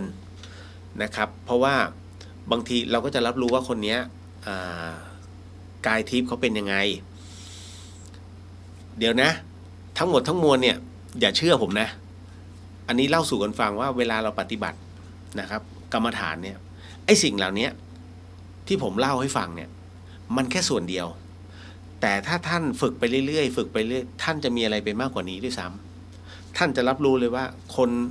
คนไหนที่ชังท่านจะรับรู้ว่าคนไหนกำลังนินทาท่านกำลังรู้แล้วอนาคตไอ้คนนี้จะเป็นยังไงนะและท่านกำลังรู้ว่าไอ้อดีตคนนี้มันทำอะไรมาก่อนที่มานั่งตรงนี้แล้วก็อนาคตมันจะเป็นไงต่อไป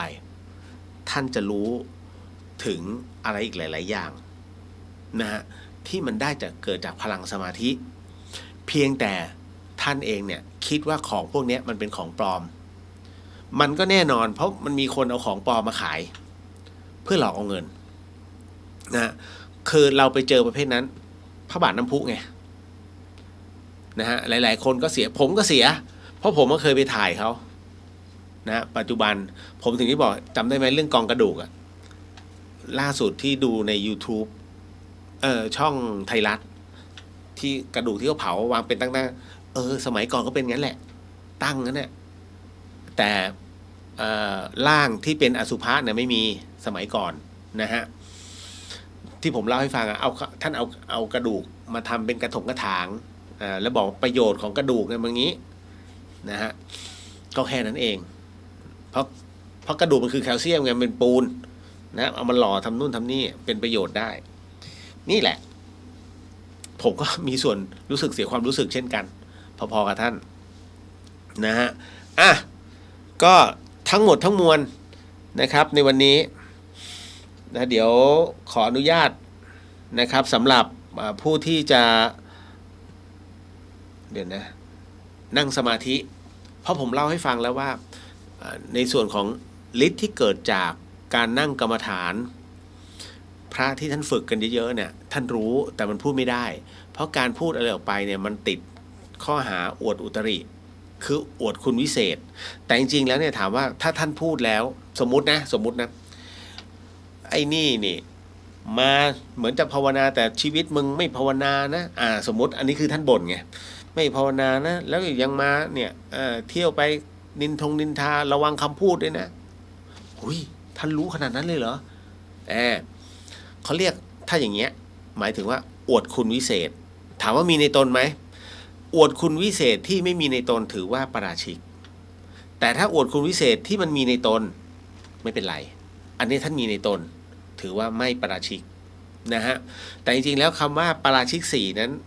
นะครับนอกจากฆ่าพ่อฆ่าแม่นะฮะฆ่าคนฆ่าพระอรหันต์นะฆ่าพ่อฆ่าแม่ฆ่าพระอรหันต์ทำพระพุทธเจ้าเป็นห่อพระโลหิต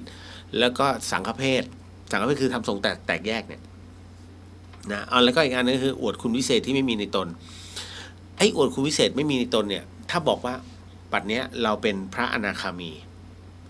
บัดนี้เราได้สกิทาคามีอันเนี้ยปาราชิกทันทีฮะห้ามพูดได้ไม่ได้มีเราเท่านั้น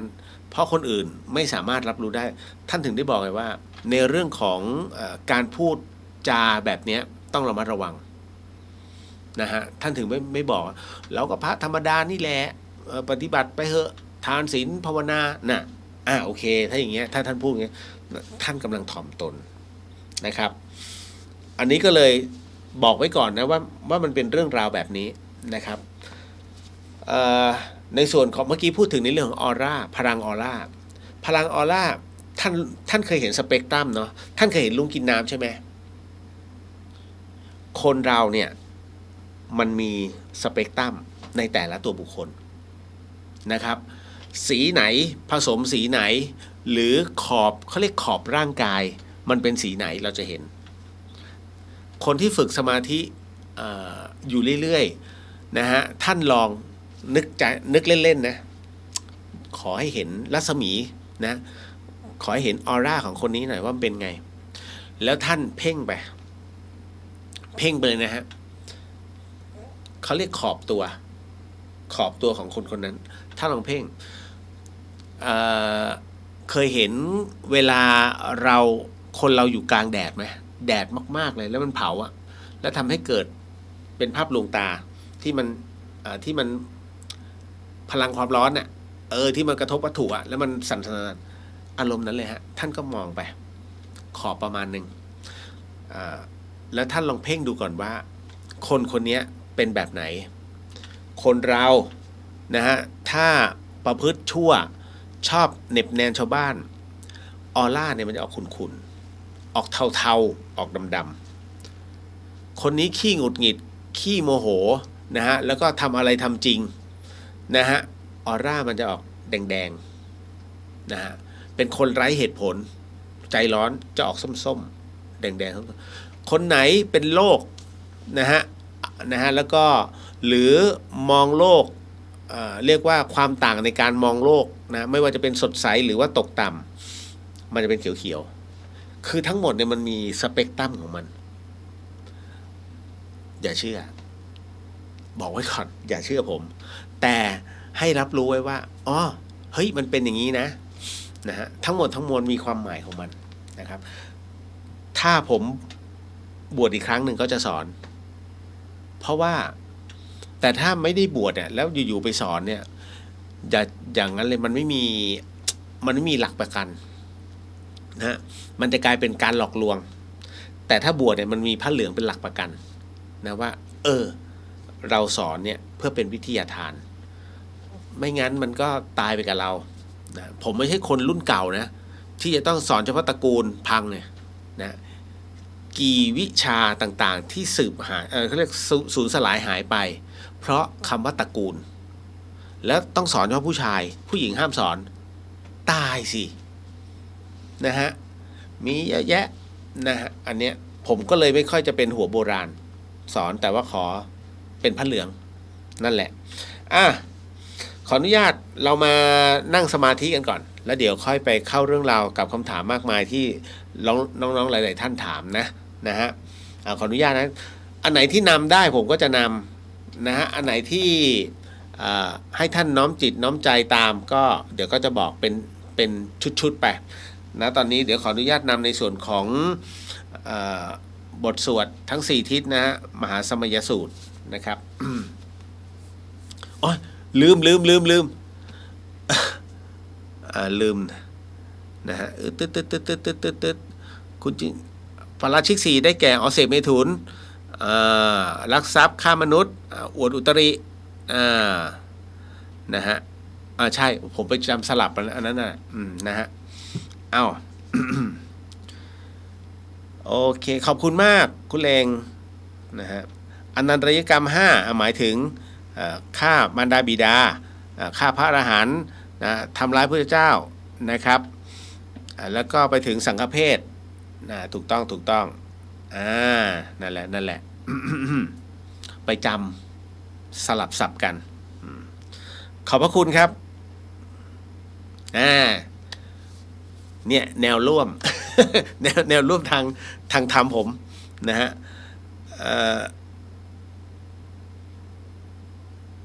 คุณอะไรเนี่ยอะไรนะทำไม Facebook ตัวนี้ถึงได้ใสคุณแมนนี่อีกตัวดูไม่ได้ครับนะตอนนี้มาแล้วเมื่อกี้มันดีดเฉยเลยเมื่อกี้ไม่รู้เหมือนกันนะอยู่ๆมันดีดขึ้นมาผมก็งงเดี๋ยวขออนุญาตนะครับสาธุ นะโมตัสสะภะคะวะโตอะระหะโตสัมมาสัมพุทธัสสะนะโมตัสสะภะคะวะโตอะระหะโตสัมมาสัมพุทธัสสะนะโมตัสสะภะคะวะโตอะระหะโตสัมมาสัมพุทธัสสะปุริมันจทิสังราชาตตรโทปัสสสติคัตถพนังอธิปติมหาราชาจะสัสสิโสปุตตปิตัสสะภะโวธัมมานา มหาพลายทีมันโตชุติมันโตวันโตยสัทธิโนโมธัมมานาทังสุทักขินันจติสังราชาวิรุโหตปัสสสติกุปทานังอธิปติมหาราชาจะสัสสิโสปุตตปิตัสสะภะโวธัมมานา มหาพลายทีมันโตชุติมันโตวันโตยสัทธิโนโมธัมมานาทังสุปัจฉิมันจติสาราชาวิรูปโคปัสสสตินาคานังอธิปติมหาราชาจะสัสสิโสปุตตปิตัสสะภะโวธัมมานามหาพลายทีมันโตชุติมันโตวันโตยสัทธิโนโมธัมมานาทังสุอุตรัญจติสาราชากุเวโลตปัสสสติยคานังอธิปติมหาราชาจะสัสสิโสปุตตปิตัสสะภะโวธัมมานามหาพลายทีมันโตชุติมันโตวันโตยสัทธิโนโมธัมมานาทังสุปุริมาทิสังทัตตรโททักขิเนนาวิรุหโกปัจฉิเมนาวิรูปโคกุเวโรอุตรังทิสังจัตตารโรเตมหาราชาสมันตาจตุโรทิสาทัตถลมานาทังสุสักเคกาเมจรูเปคิริสิคารตเตจันตริเควิมาเนทีเปรเทจคาเมตรุวนาคาเนเกหวัตุมหิเกเตภุมมาจยันตุเทวาชลทลวิสเมยคาคันทัพพนาคาติทันตาสันติเกยังมูนีวรวจนาสาทโวเมสุนันตุธรรมะสวนากาโลอยัมพัทันตาธรรมะสวนากาโรอยัมพัทันตาธรรมะสวนากาโรอยัมพะทันตาต่อไปสมถะศีล5นะเดี๋ยวผมขออนุญาตนำนะท่านใดไม่สะดวกก็ให้น้อมจิตตามเนาะพุทโธธัมโมสังโฆศีลข้อ1ไม่ฆ่าสัตว์ศีลข้อ2ไม่ลักทรัพย์ศีลข้อ3ไม่ประพฤติผิดในกามศีลข้อ4ไม่พูดเท็จศีลข้อ5ไม่ดื่มสุราและของมึนเมาบัดนี้ข้าพเจ้า ตั้งใจรักษาศีลแล้ว บัดนี้ข้าพเจ้าคือผู้มีศีลข้าพเจ้าผู้มีศีลละอายต่อการทำความชั่วกลัวต่อผลของบาปกรรมข้าพเจ้าผู้มีศีลมีฮิริโอตปะมีกายเป็นมนุษย์มีใจเป็นเทวดาเป็นมนุษย์เทโวผู้เข้าถึงความเป็นสหายกับเหล่าเทวดาทั้งหลายณบัดนี้ข้าพเจ้าทั้งหลายขออดโทษลดกรรมที่ข้าพเจ้าได้เคยประมาทพลาดพลั้งในช่วงวันนี้ลงในฉับพลันและขอให้กรรมดีที่ข้าพเจ้าหรือเรากัลยาณมิตรได้ทำไว้นั้นขอจงมาแทรกส่งผลบุญนี้ให้ข้าพเจ้าได้มีความสุขและประสบผลสำเร็จตลอดไปเทินสาธุสาธุสาธุต่อไปนะครับก็เป็นการขึ้นบทกรรมฐานนิดนึงเนาะนะให้มันมีอะไรครอบเราไว้เวลาเรานั่งสมาธิอิมังวิปัสสนากรรมฐานังปูเชมิทุติยังปิ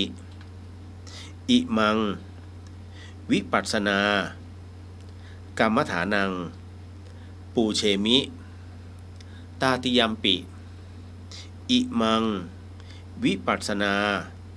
กรรมฐานังปูเชมิสาธุสาธุสาธุต่อไปเป็นการนั่งสมาธิกันเนาะคือการนั่งสมาธิเนี่ยเรานั่งสไตล์ของเราเลยชอบอะไรแบบไหนเรานั่งนะอย่าเป็นการนั่งเพื่อเบียดเบียนตัวเองนะแต่ขอให้นั่งหลังตรงนะแล้วก็ข้อแม้นิดนึงก็คือว่าอะไรก็ตามที่เป็นเรื่องทุกข์ใจนะหรือว่าเป็นความวุ่นวายใจเนี่ยที่เรากำลังคิดอยู่ขอให้ท่านทิ้งแล้วก็วางลงไปข้างๆก่อนอย่าไปแบกไว้นะอะไรที่ต้องคิดต่อไปในอนาคตหรือว่าเป็นแผนการต่อไปนับจากนี้ท่านก็วางไว้ก่อนขอให้อยู่กับปัจจุบันอยู่กับลมหายใจนะฮะเพื่ออะไรก็เพื่อสะดวกนะครับในการที่เรา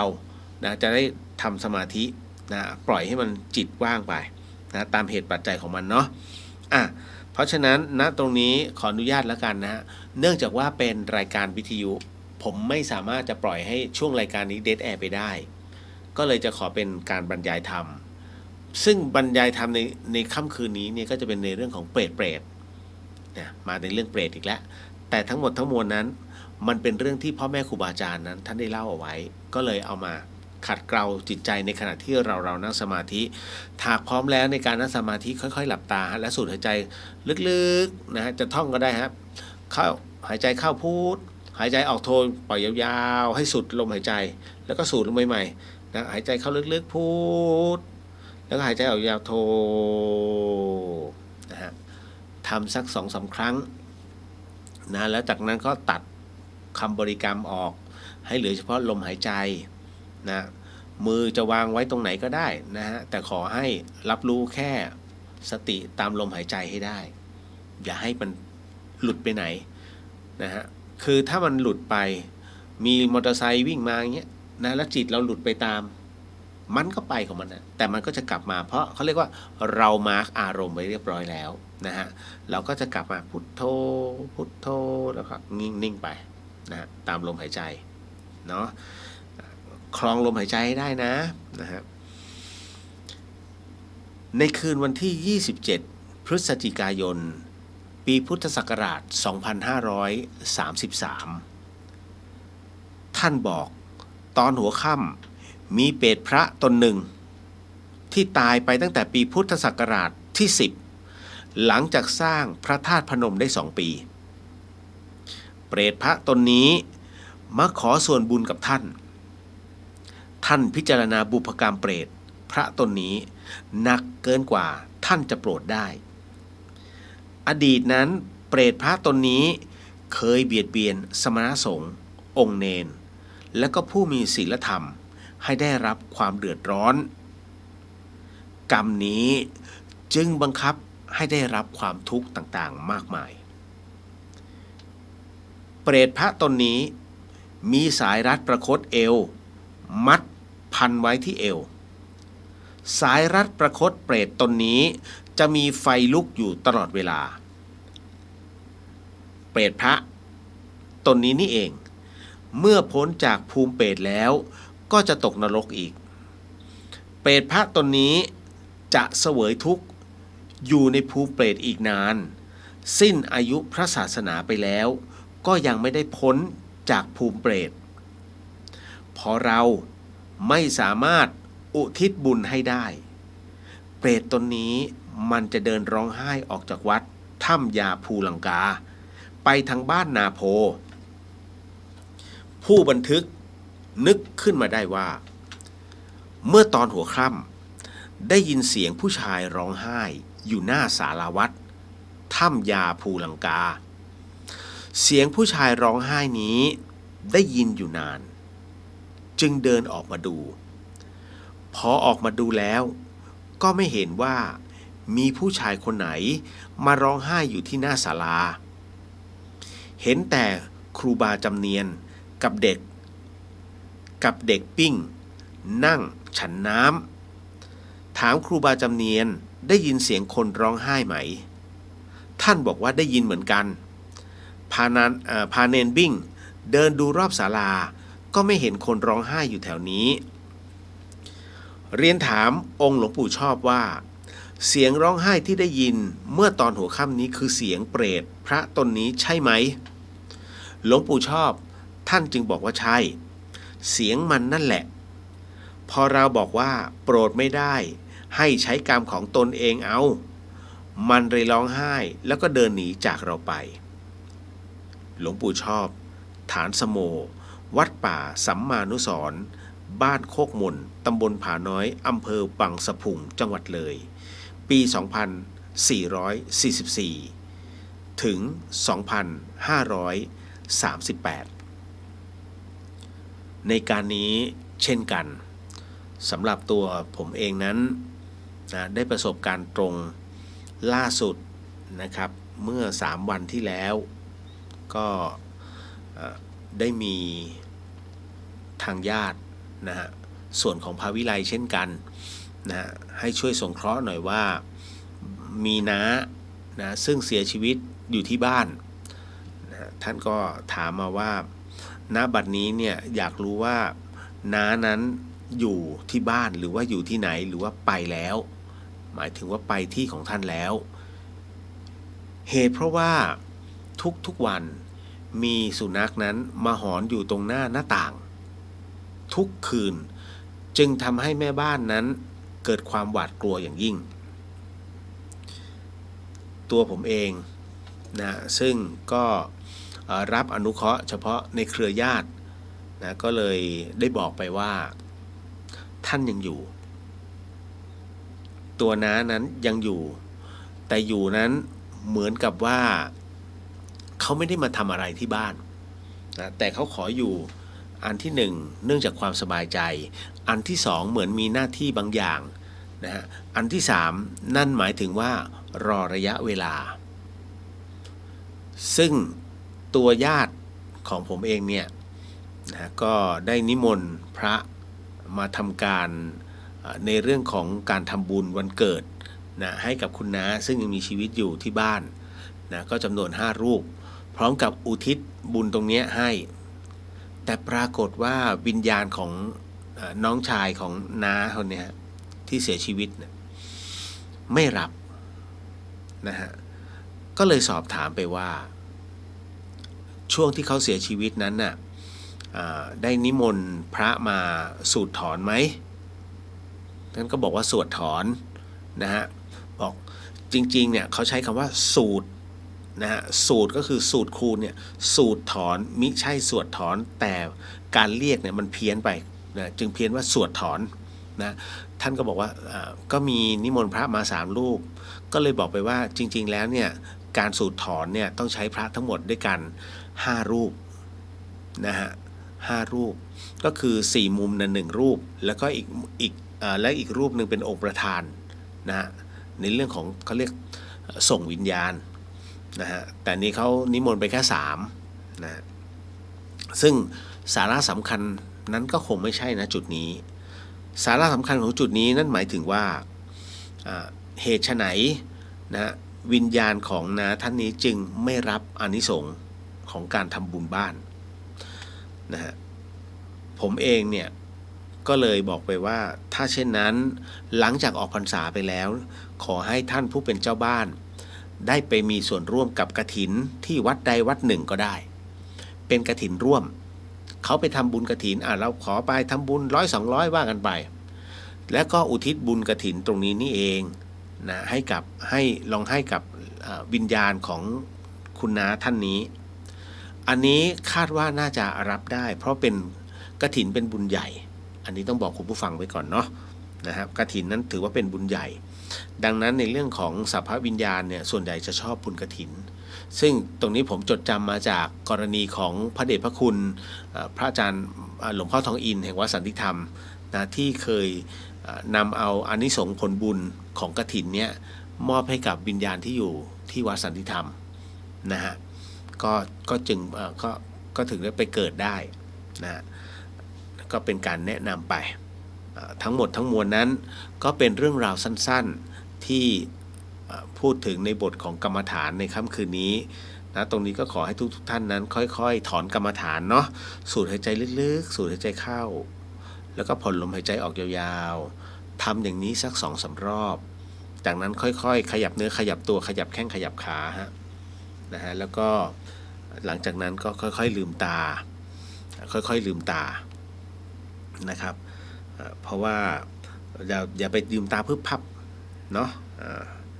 เอาละเรียบร้อยโมทนาสาธุนะครับกับทุกท่านมาแผ่เมตตาเนาะนิดหนึ่งนะฮะ ค่อยๆเตรียมตัวก่อนพร้อมเนาะสาธุ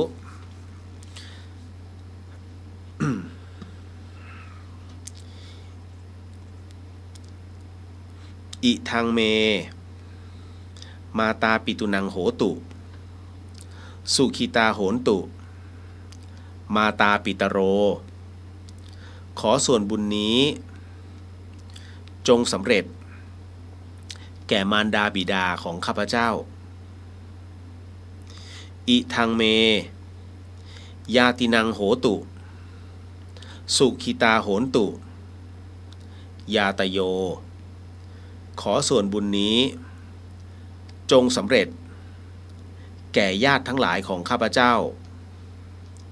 อิทังเมคะรุปัชชยายาจาริยานังโหตุ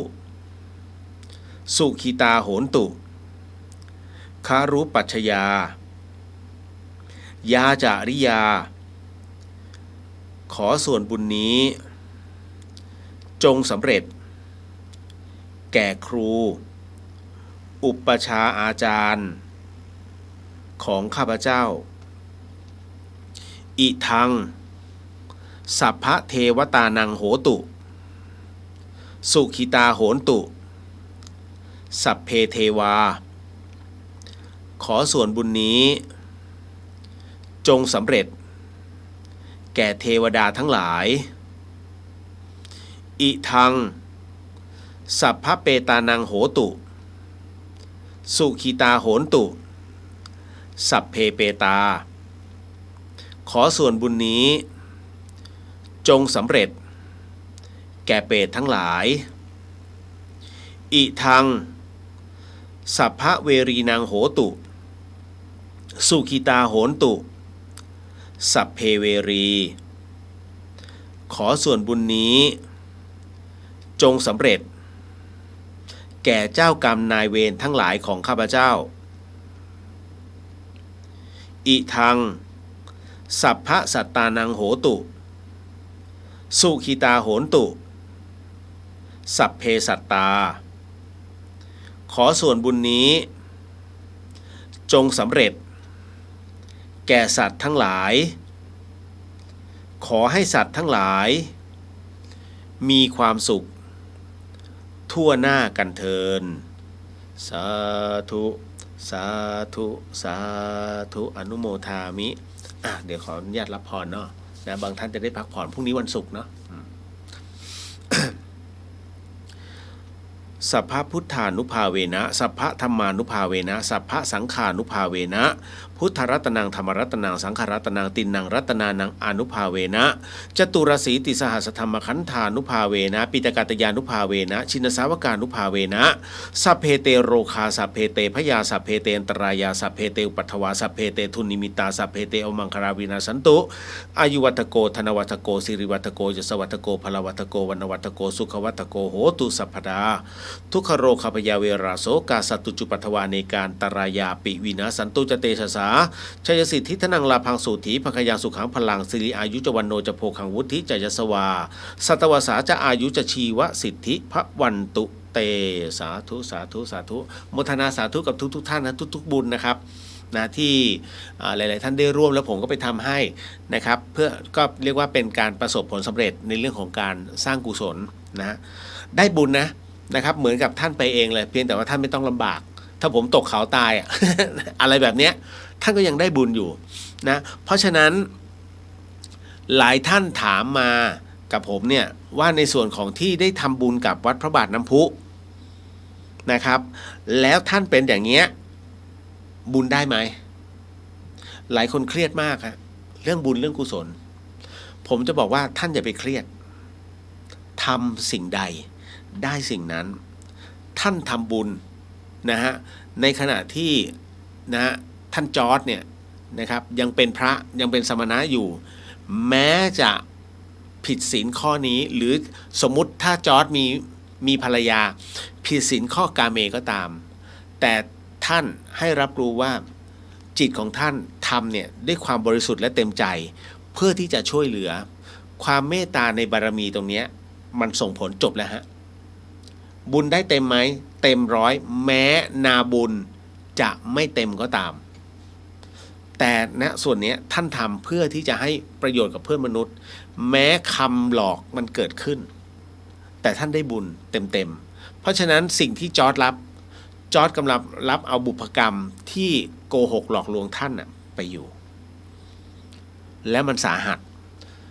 มันจะสาหัสอีกจำเรื่องของกองกระดูกได้ไหมแล้วเผาศพ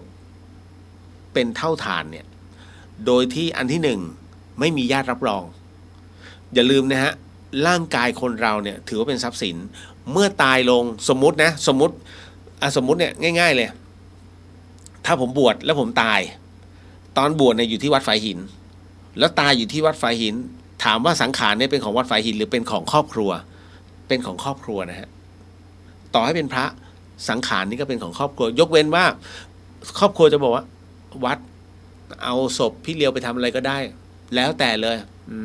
นะครับอันนั้นก็จะกลายเป็นมอบหน้าที่ให้กับวัดไปนี่กรณีตรงนี้ยกตัวอย่างนะครับเพราะฉะนั้นเนี่ยถึงบอกว่าสำคัญถ้าไม่ได้บอกหนักนะฮะถือว่าเป็นทำลายหลักฐานนะแล้วที่จะหนักสุดอนันตริยกรรมถ้าจอร์จเนี่ยนะฮะท่านจอร์จเนี่ยเป็นผู้สั่งว่าห้ามเอายารักษาโรคเอดส์ให้กับคนไข้ตรงนี้แหละเลี้ยงไว้คนจะได้มาสงสารถ้าเป็นอย่างนี้อนันตริยกรรมนี่ประหลาดชิกนะฮะหนักเลยนะฮะนั่นหมายถึงว่าเห็นความทุกข์ของชาวบ้านเนี่ยนะฮะเพื่อเป็นการกอบโกยส่วนตนโอ้โหอันนี้ถือว่าเลือดเย็นนะอันนี้ถือว่าเลือดเย็นมากถ้าเป็นอย่างนั้นจริงๆนะฮะโอ้โหผมภาวนาอย่าได้เกิดขึ้นกับมนุษย์ที่อยู่บนโลกใบนี้นะเอาชีวิตเป็นเครื่องต่อรองเนี่ยนะน่ากลัวมากมีน้องถามมานะครับว่าต้องทำยังไงถึงจะถึงพระนิพพานครับจะบอกไงดีอะ คือสำหรับพี่เลียวเองเนี่ยใช้คำว่าหลักเป็นทฤษฎีนะเพราะว่าถ้าผมเป็นถึงพระนิพพานน่ะผมไม่มานั่งตรงนี้แต่ก็จะตอบให้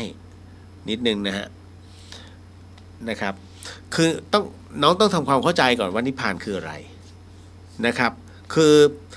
ง่ายๆเลยคือพระนิพพานเนี่ยก็คือการละทุกข์ทั้งหมดทั้งมวลเนี่ยจนถึง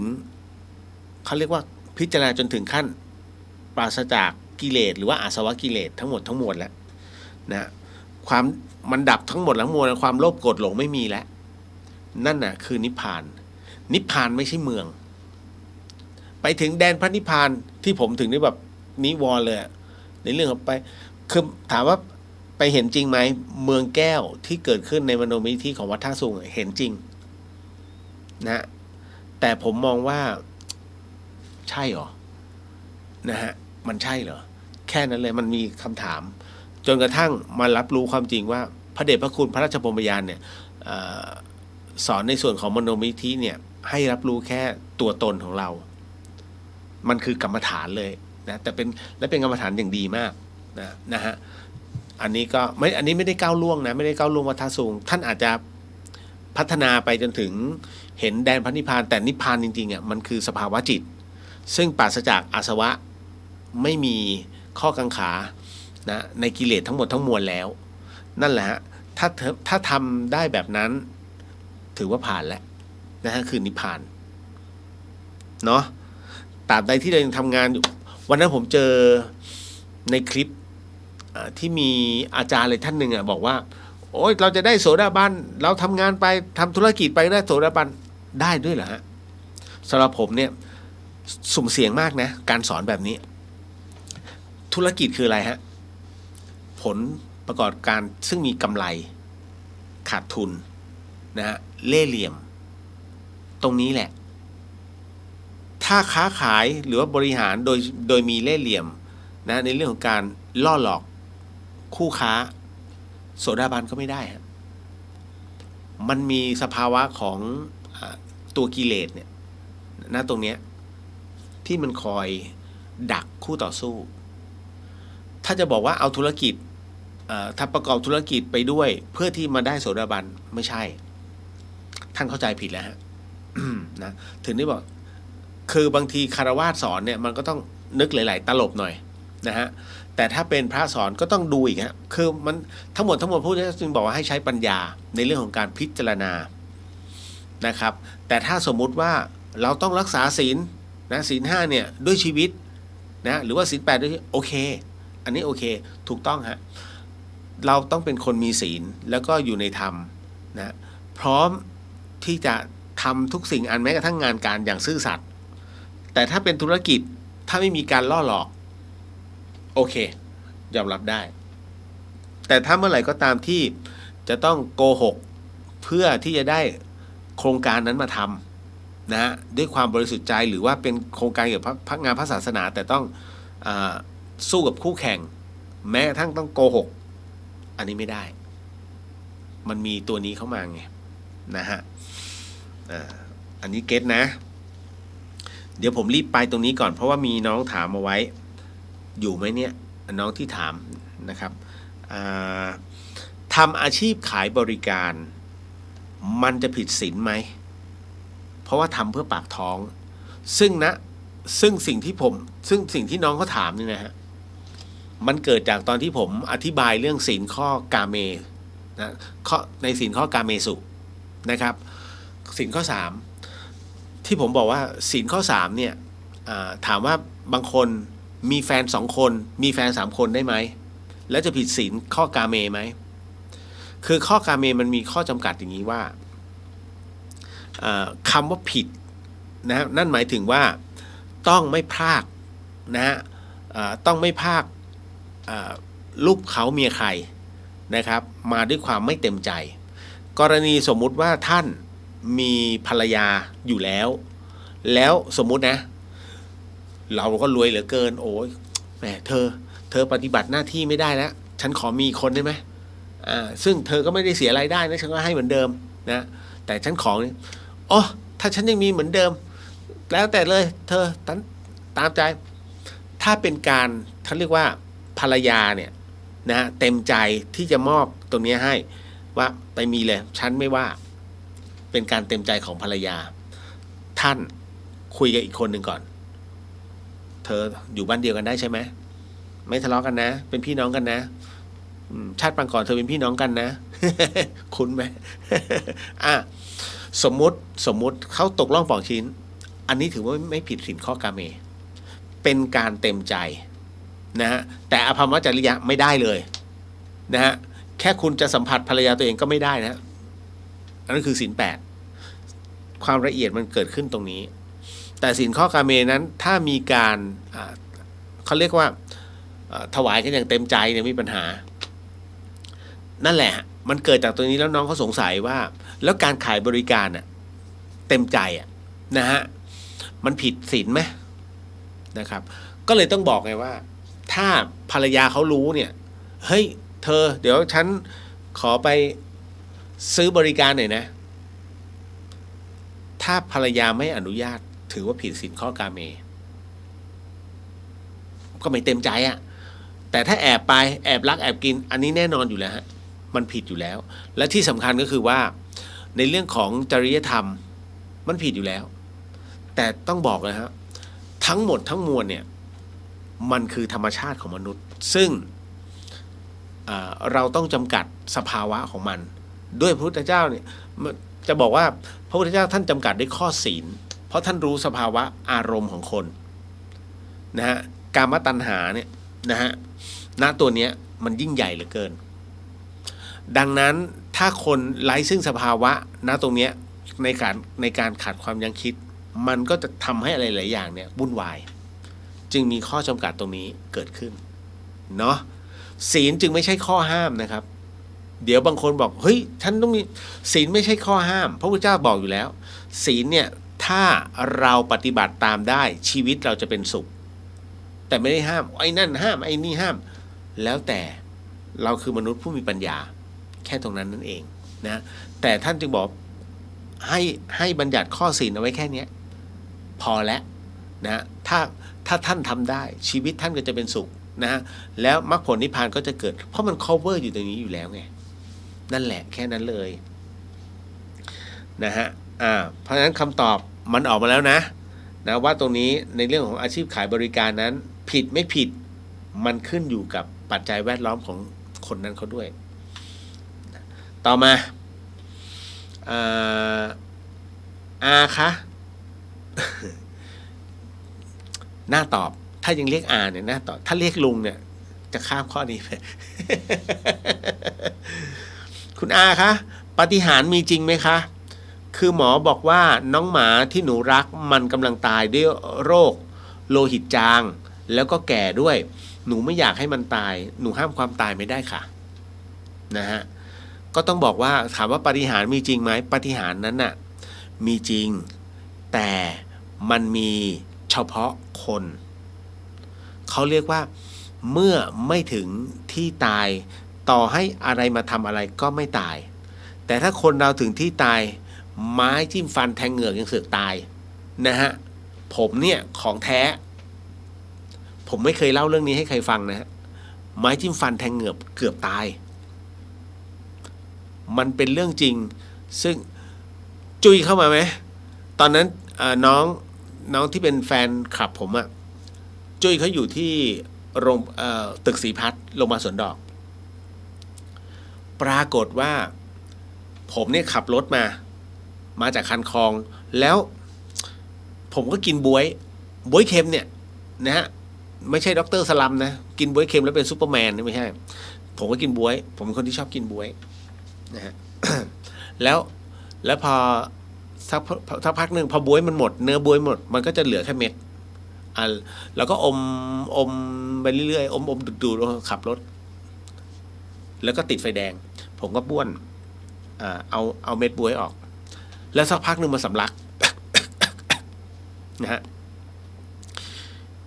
มันสำลักอะไรเราก็ไม่รู้นะแล้วเนื้อบ๊วยเนี่ยเหมือนกับติดฟันเราก็เอาไม้จิ้มฟันมาแล้วออกตัวไปด้วยนะแล้วก็นะฮะเราก็ทำความสะอาดไปด้วยแล้วก็เอาไม้จิ้มฟันวางลงเสร็จปุ๊บก็ยัง เป็นอะไรวะจนกระทั่งแบบผมรำคาญนะแล้วแบบมันแอ๊กใหญ่ผมเลย กระแทกไปอย่างเงี้ยท่านเชื่อไหมลิ่มเลือดเลือดที่มันแข็งตัวลิ่มเลือดเลยนะ มันกระเด็นออกมาที่มือผมเฮ้ยสิ่งแรกที่ผมนึกอะไรว่าวัณโรคเปล่าวะ เฮ้ยเป็นวัณโรคเปล่าวะแล้วสักพักก็พอมันสำลอกเอาริ่มเลือดเนี่ยออกมาเป็นก้อนเลยนะเหมือนเยลลี่เลยผมก็เอาทิชชู่วางขับไปอีกเฮ้ยมันก็กำลังจะกระแอมก็แอ๊กแล้วก็แอ๊กอีกคราวนี้ผมก็ไอกระแทกเนี่ยไอมันก็เป็นริ่มเลือดมันเป็นริ่มอ่ะเดี๋ยวออกมาเดี๋ยวมาเฮ้ยไปโรงพยาบาลเลยฮะผมก็จอดรถเสร็จปุ๊บเดินเข้าตึกสีพัดบังเอิญไปเจอจุ้ยเขาเหมือนกับกำลังจะขึ้นลิฟต์แล้วเอ้าพี่เลี้ยวมาทำไมเฮ้ยจุ้ยพี่แย่แล้วว่ะมันเหมือนกับไม่รู้เป็นอะไร มันไอออกมาเป็นเลือดแต่พี่ไม่ได้เป็นไข้นะจะเป็นทีบีมันก็ไม่น่าคือวัณโรคนะทีบีพี่ก็ไม่ได้เป็นก็ไอ จุ้ยตกใจมากเพราะมันเป็นริ่มเลือดต่อหน้าน้องเขาเลยนะฮะจนผมต้องขึ้นไปตรวจนะแล้วคุณพ่อหมอวชิระนะท่านก็บอกว่าไหนมาดูซิผมก็ลองดูพ่อหมอก็ตรวจอ๋อเนี่ยมันเหมือนเป็นรอยสะกิดของไม้จิ้มฟัน อายมากนะฮะเนี่ยแล้วก็คือตอนนั้นเรากินยาสลายริ่มเลือดอยู่แล้วไงนะคุณพ่อก็บอกงั้นเดี๋ยวไปตรงเนี้ยแล้วก็ไปรับยาแล้วก็เสียเงินซะเราก็ด้วยความที่งกไงเสียเงินเลยเหรอคุณพ่อขอนอนโรงพยาบาลสัก2 วันได้ไหมครับ เอางั้นเหรอ บอกก็ไม่อยากคืออยากดูอาการบอกอยากให้คุณพ่อช่วยเซ็นหน่อยว่าเพื่อที่จะได้รู้ว่ามันไม่อันตรายคุณพ่อก็เลยเซ็นให้ซึ่งผมมีประกันชีวิตอยู่แล้วก็เลยนอนโรงพยาบาลศรีพัฒน์นั่นแหละพอเข้าไปนะคุณจะบอกว่าไอ้สิ่งที่ผมทำอ่ะผมถูกหมอที่ทำบายพาสให้ผมอ่ะมาถึงเป็นเจ้าของค่ายเก่าเลยคุณหมอบอกว่าคุณทำอะไรลงไปผมว่าอะไรเหรอหมอเอาไม้จิ้มฟันเนี่ยไปแคะแล้วมันเป็นริ่มเลือดมาคุณอย่าทำเล่นนะมีเคสตายมาแล้วนะผมตกใจมากหมอบอกมีเคสตายมาแล้วนะคืออารมณ์ขู่ว่าทำอะไรให้มันระวังคุณหมอก็เลยบอกอันนี้คือยาที่จะใช้ในการทำให้เขาเรียกเส้นเลือดมันบีบตัวแล้วเลือดจะไม่ออกอันเนี้ยวัดกันที่ยาตัวนี้ที่ผมกำลังจะให้คุณอมไว้นะถ้าคุณอมแล้วอีก1 ชั่วโมงนะฮะเลือดยังไหลอยู่เตรียมตัวอะไร แกไม่พูด ผมว่าอุ้ยตายแล้วนะแต่ถ้าคือหายก็โอเคผมก็เลยอมไว้นะแล้วก็หลังจากบ้วนก็รอจนกระทั่งท้ายที่สุดมันไม่มีเลือดไหลออกมาคุณหมอเข้ามาช่วงค่ำๆเพราะผมตีแอดมิดไงคือประกันเนี่ยจะจ่ายให้เราก็คือทั้งยาทั้งอะไรเนี่ยต่อเมื่อเราแอดมิดแต่ถ้าไม่แอดมิดจะเสียเงินเองนะก็คุณหมอก็เลยบอกว่าโชคดีมากถ้ายาตัวนี้เอาคุณไม่อยู่คุณตายเพราะมันจะออกตลอดเวลาอย่าทำเป็นเล่นนะกรุณาใช้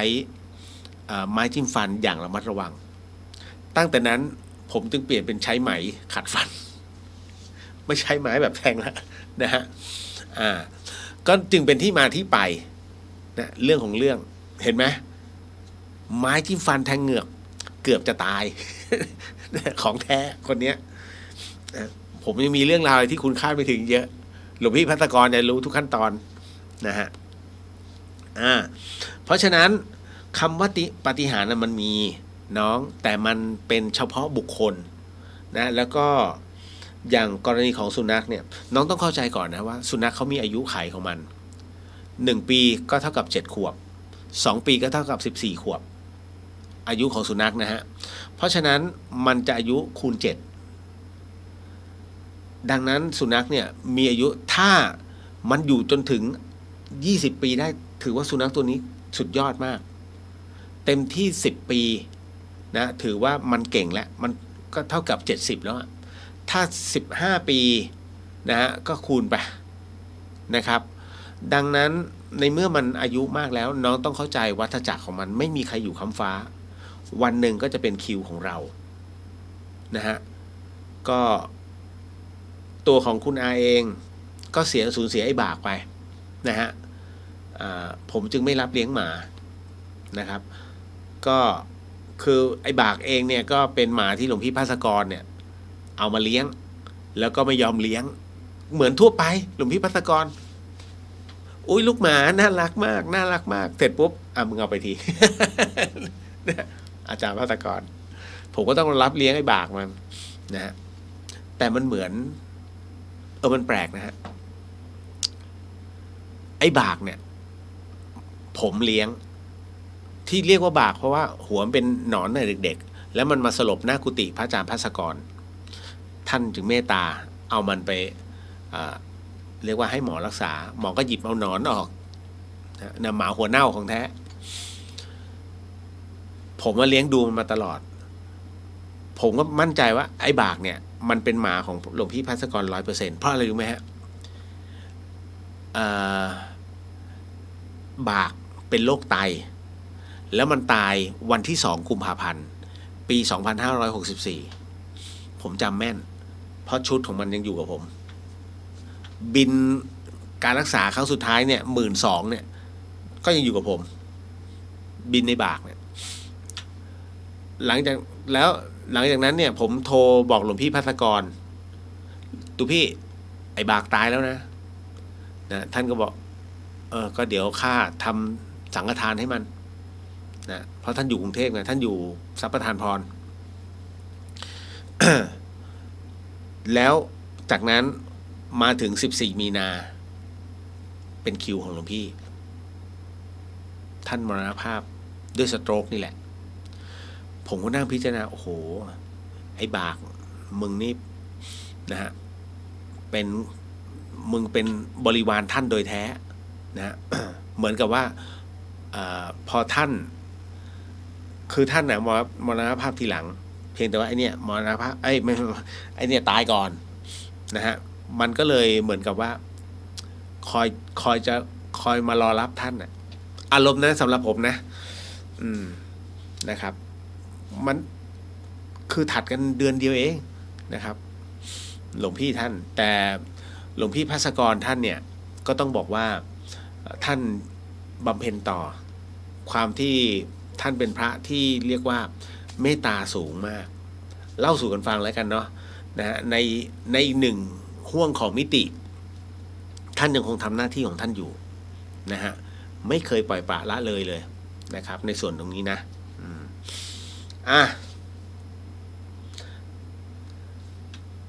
น้องไม่อยากตายไม่อยากให้มันตายคงเป็นไปไม่ได้นะทุกอย่างย่อมมีเกิดแก่เจ็บตายนะมันมีกฎของไตรลักษณ์เกิดขึ้นตั้งอยู่และดับไปนี่คือสูตรของโลกเลยนะมันคือสูตรแห่งวัฏจักรความเป็นไปของชีวิตทุกสรรพสิ่งฮะน้องนะครับเมื่อก่อนเนี่ยก็ไม่มีน้องแต่วันนี้มีน้องขึ้นมาคุณแม่มีน้องขึ้นมานะมีหนูขึ้นมาเนี่ยแล้วอนาคตหนูเองเนี่ยเติบใหญ่มีครอบครัวแล้วหนูก็จะต้องตายแล้วรุ่นใหม่ก็จะขึ้นมามันเป็นอย่างนี้อยู่แล้วนะครับต่อมาเดี๋ยวนิดนึงเมื่อกี้มีผู้ถามนะฮะคุณปาโมทนาบุญด้วยขอบคุณที่แบ่งปันแล้วก็เป็นต้นบุญทำสิ่งดีๆนะฮะคุณแพมนะฮะคืออย่างนี้ผมอะเป็นคนที่คือตั้งแต่บวชแล้วผมมองว่าทำไมคนถึงจะบวชแต่พระธรรมยุทธ์ทำไมจึงไม่มีใครบวชมหานิกายคือพระมหานิกายเนี่ยประพฤติดีประพฤติชอบเนี่ยก็มีเยอะเพียงแต่ว่ามันไม่เป็นข่าวผมก็เลยมองว่าถ้างั้นฉันจะเป็นพระมหานิกายให้ดูผมก็เลยตั้งใจบวชวัดสายหินก็คือวัดที่หลวงพี่ภัสกรอยู่นี่แหละก็ปฏิบัติตามพระวินัยแล้วผมก็จะพูดเสมอการพูดของผมว่าผมอยู่ในพระวินัยคือการเตือนตัวเองมึงอย่าผิดนะมึงอย่าผิดนะเพราะทุกคนเฝ้าดูอยู่เราจึงปฏิบัติอย่างเข้มงวดมาก กับตัวเองนะฮะผมถึงได้กล้าการันตีว่าตอนที่ผมเป็นสมณะเนี่ยคนที่มีบุญมากที่สุดคือคนที่เป็นพ่อแม่บุญธรรมทางธรรมนะโอ้โหได้บุญเต็มๆฮะเพราะผมเชื่อมั่นไม่ผิดอาจจะมีบ้างอย่างช่วยแบกของตัดต้นไม้นะบางทีท่านใช้ให้ขุดดินก็จำเป็นเราเป็นพระใหม่นะแต่ไม่ได้ฆ่าไส้เดือนแต่เห็นมันมุดหนีก็แค่นั้นนี่แหละเขาถึงไม่ให้พระขุดดินเพราะเดี๋ยวไม่ทำให้แมลงใต้ดินมันตายแค่นั้นเลยนะแล้วก็บางทีก็มีบ้างนั่งทับยุงตายอย่างเงี้ยมันก็มีเราไม่ตั้งใจนะนั่นคือสิ่งที่ผมมองว่ามันควรจะต้องทำให้มันดีๆนะเพราะว่าศาสนาก็อย่างน้อยเอาวะพุทธศาสนามีกูอีกหนึ่งแล้ว ณตอนนั้นนะแล้วพอได้สึกออกมาเนี่ยมันมีหลายๆอย่างที่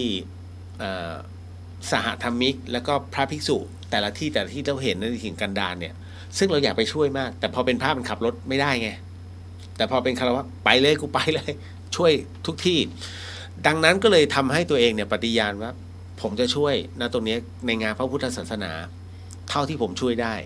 นะครับก็เลยมองว่าทุกอย่างถ้าทำต้องโชว์ให้เห็นว่าทำไม่ใช่มาหมกเม็ดไม่ใช่ผมนะฮะคือหลวงพี่ภัตตกรก็สอนไว้ด้วยครับว่าเมื่อทำก็คือเหมือนกับถ้าโยมเขาบริจาคแล้วมึงรีบซื้อเลยอย่าถือครองไว้ถ้าถือครองมึงจะโลภทันทีซึ่งเราวัดใจตัวเองแล้วเนี่ยถามว่าโลภไหมมันไม่มีความโลภเกิดขึ้นแต่ว่ามันมีความรู้สึกว่าปัจจัยไม่อยู่กับเราเนี่ยมันอันตรายผมถึงเข้าใจเลยว่าอ๋อทำไมแต่โอ้โหเป็นพันล้านหรือว่าเป็น100 ล้านเป็น10 ล้านอะง่ายๆเอาแค่10 ล้านเนี่ยโอ้มึงกล้าถือนะขนาดเงินเกินมาในแบงก์กู 2,000กูยังโอ้โหเครียดแล้วเครียดอีกนะต้องรีบถ่ายออกทันทีนะถ่ายออกในที่นี้คือรีบจัดการทำบุญนำถวายนะฮะนั่นคือสิ่งที่เราถูกฝึกมานั่นแหละเพื่อจะไม่ให้เกิดตรงนี้ขึ้นมาแล้วก็คิดว่าไม่เกิดอ่ะเพราะเรามีความรู้สึกว่าเราทำเพื่อช่วยเขาแค่ตรงนั้นนะฮะนั่นนะฮะก็คือสิ่งที่เราตั้งใจผมถึงได้การันตีว่าถ้าร่วมบุญกับผมป่ะเราไปด้วยกันแล้วก็อาจจะจัดทริปเป็นทริปทำบุญเล็กๆป่ะในส่วนเพราะตอนนี้มีหลายท่านเดี๋ยวนะมีคำถามนี้เดี๋ยวนะเดี๋ยวนะฮะมีคือไม่รู้จะทำบุญยังไงแล้วเดี๋ยวนะ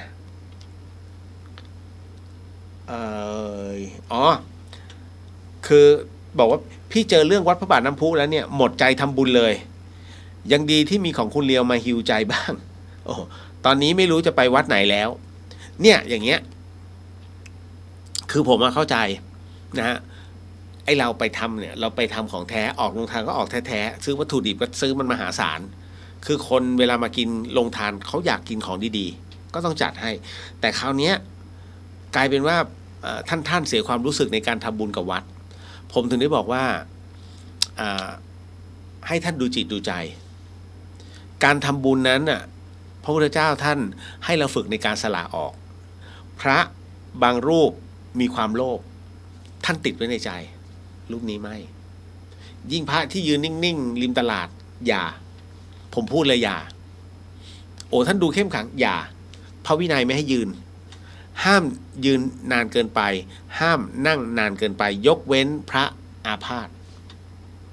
นะฮะคือถ้าพระอยู่กับที่ท่านนะไปใส่บาตรกับพระพุทธรูปที่วัดใหญ่ๆเลยเหมือนกันก็ยืนอยู่กับที่ไงนะพระห้ามยืนอยู่กับที่ฮะต่อให้ชราแค่ไหนก็ไม่ยกเว้นว่ายืนรับบาตรอย่างต่อเนื่องรับเสร็จต้องรีบเดินแล้วรับห้ามเกิน3 บาทด้วยแต่ปัจจุบันเนี่ยเราไม่รู้หรอกว่าที่วัดเนี่ยท่านต้องเลี้ยงบุคคลหรือเปล่าท่านก็จะอนุโลมให้บ้างนะแต่จริงๆพระวินัยห้ามเกิน3 บาทแต่ละบาทนั้นห้ามล้นฝาบาท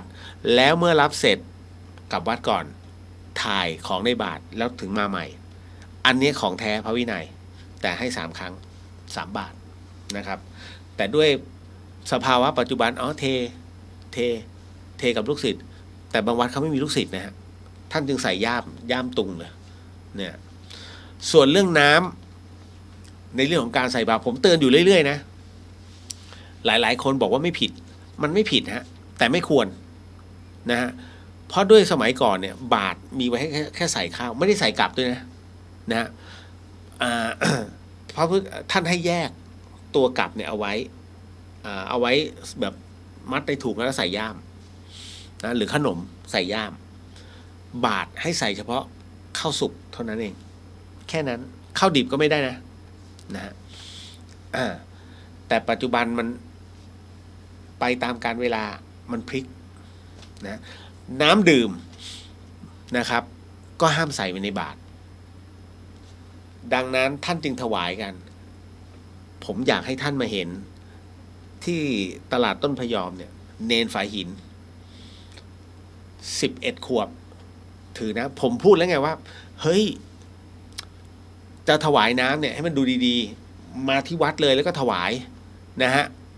เพราะน้องเนนบาทก็สะพายมือก็ถือทุกวันนะฮะแล้วเดิน2 กิโลขึ้นไม่สงสารเด็กเหรอเนนก็คือเด็กนะ11 ขวบต้องเดินพระก็ช่วยไม่ได้นะเนนต้องช่วยเหลือตัวเองผมถึงได้บอกว่าถ้าจะทำบุญน้ำให้ไปถวายที่วัดเป็นแพ็คแล้วเดี๋ยวท่านจ่ายกันเองเนนขาดใช่ไหมเอาไปท่านก็จะมีให้เบิกแค่นั้นแหละแต่พอโยมไม่ถูกใจโยมไงโยมด่าผมว่าโดนด่าจริงๆจริงๆนี่คือเรื่องจริงในขณะที่เป็นพระนะผมถึงได้บอกอันนี้วจีกรรมมันเกิดขึ้น 100% แล้วถ้าจะขอขมาเนี่ยมันต้องขอขมาผมโดยตรงซึ่งผมไม่ใช่สมณะและซวยไปนั่นนะฮะมีที่ด่าใน TikTok แหละนะผมถึงไม่เล่น TikTok ดีกว่าคือ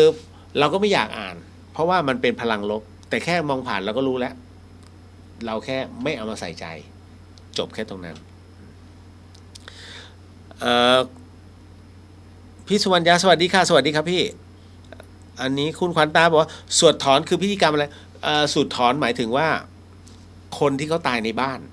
สมมุติว่าเรามีใครสักคนหนึ่งนะเกิดมาเสียชีวิตที่บ้านเราอย่างเงี้ยพอเอาศพ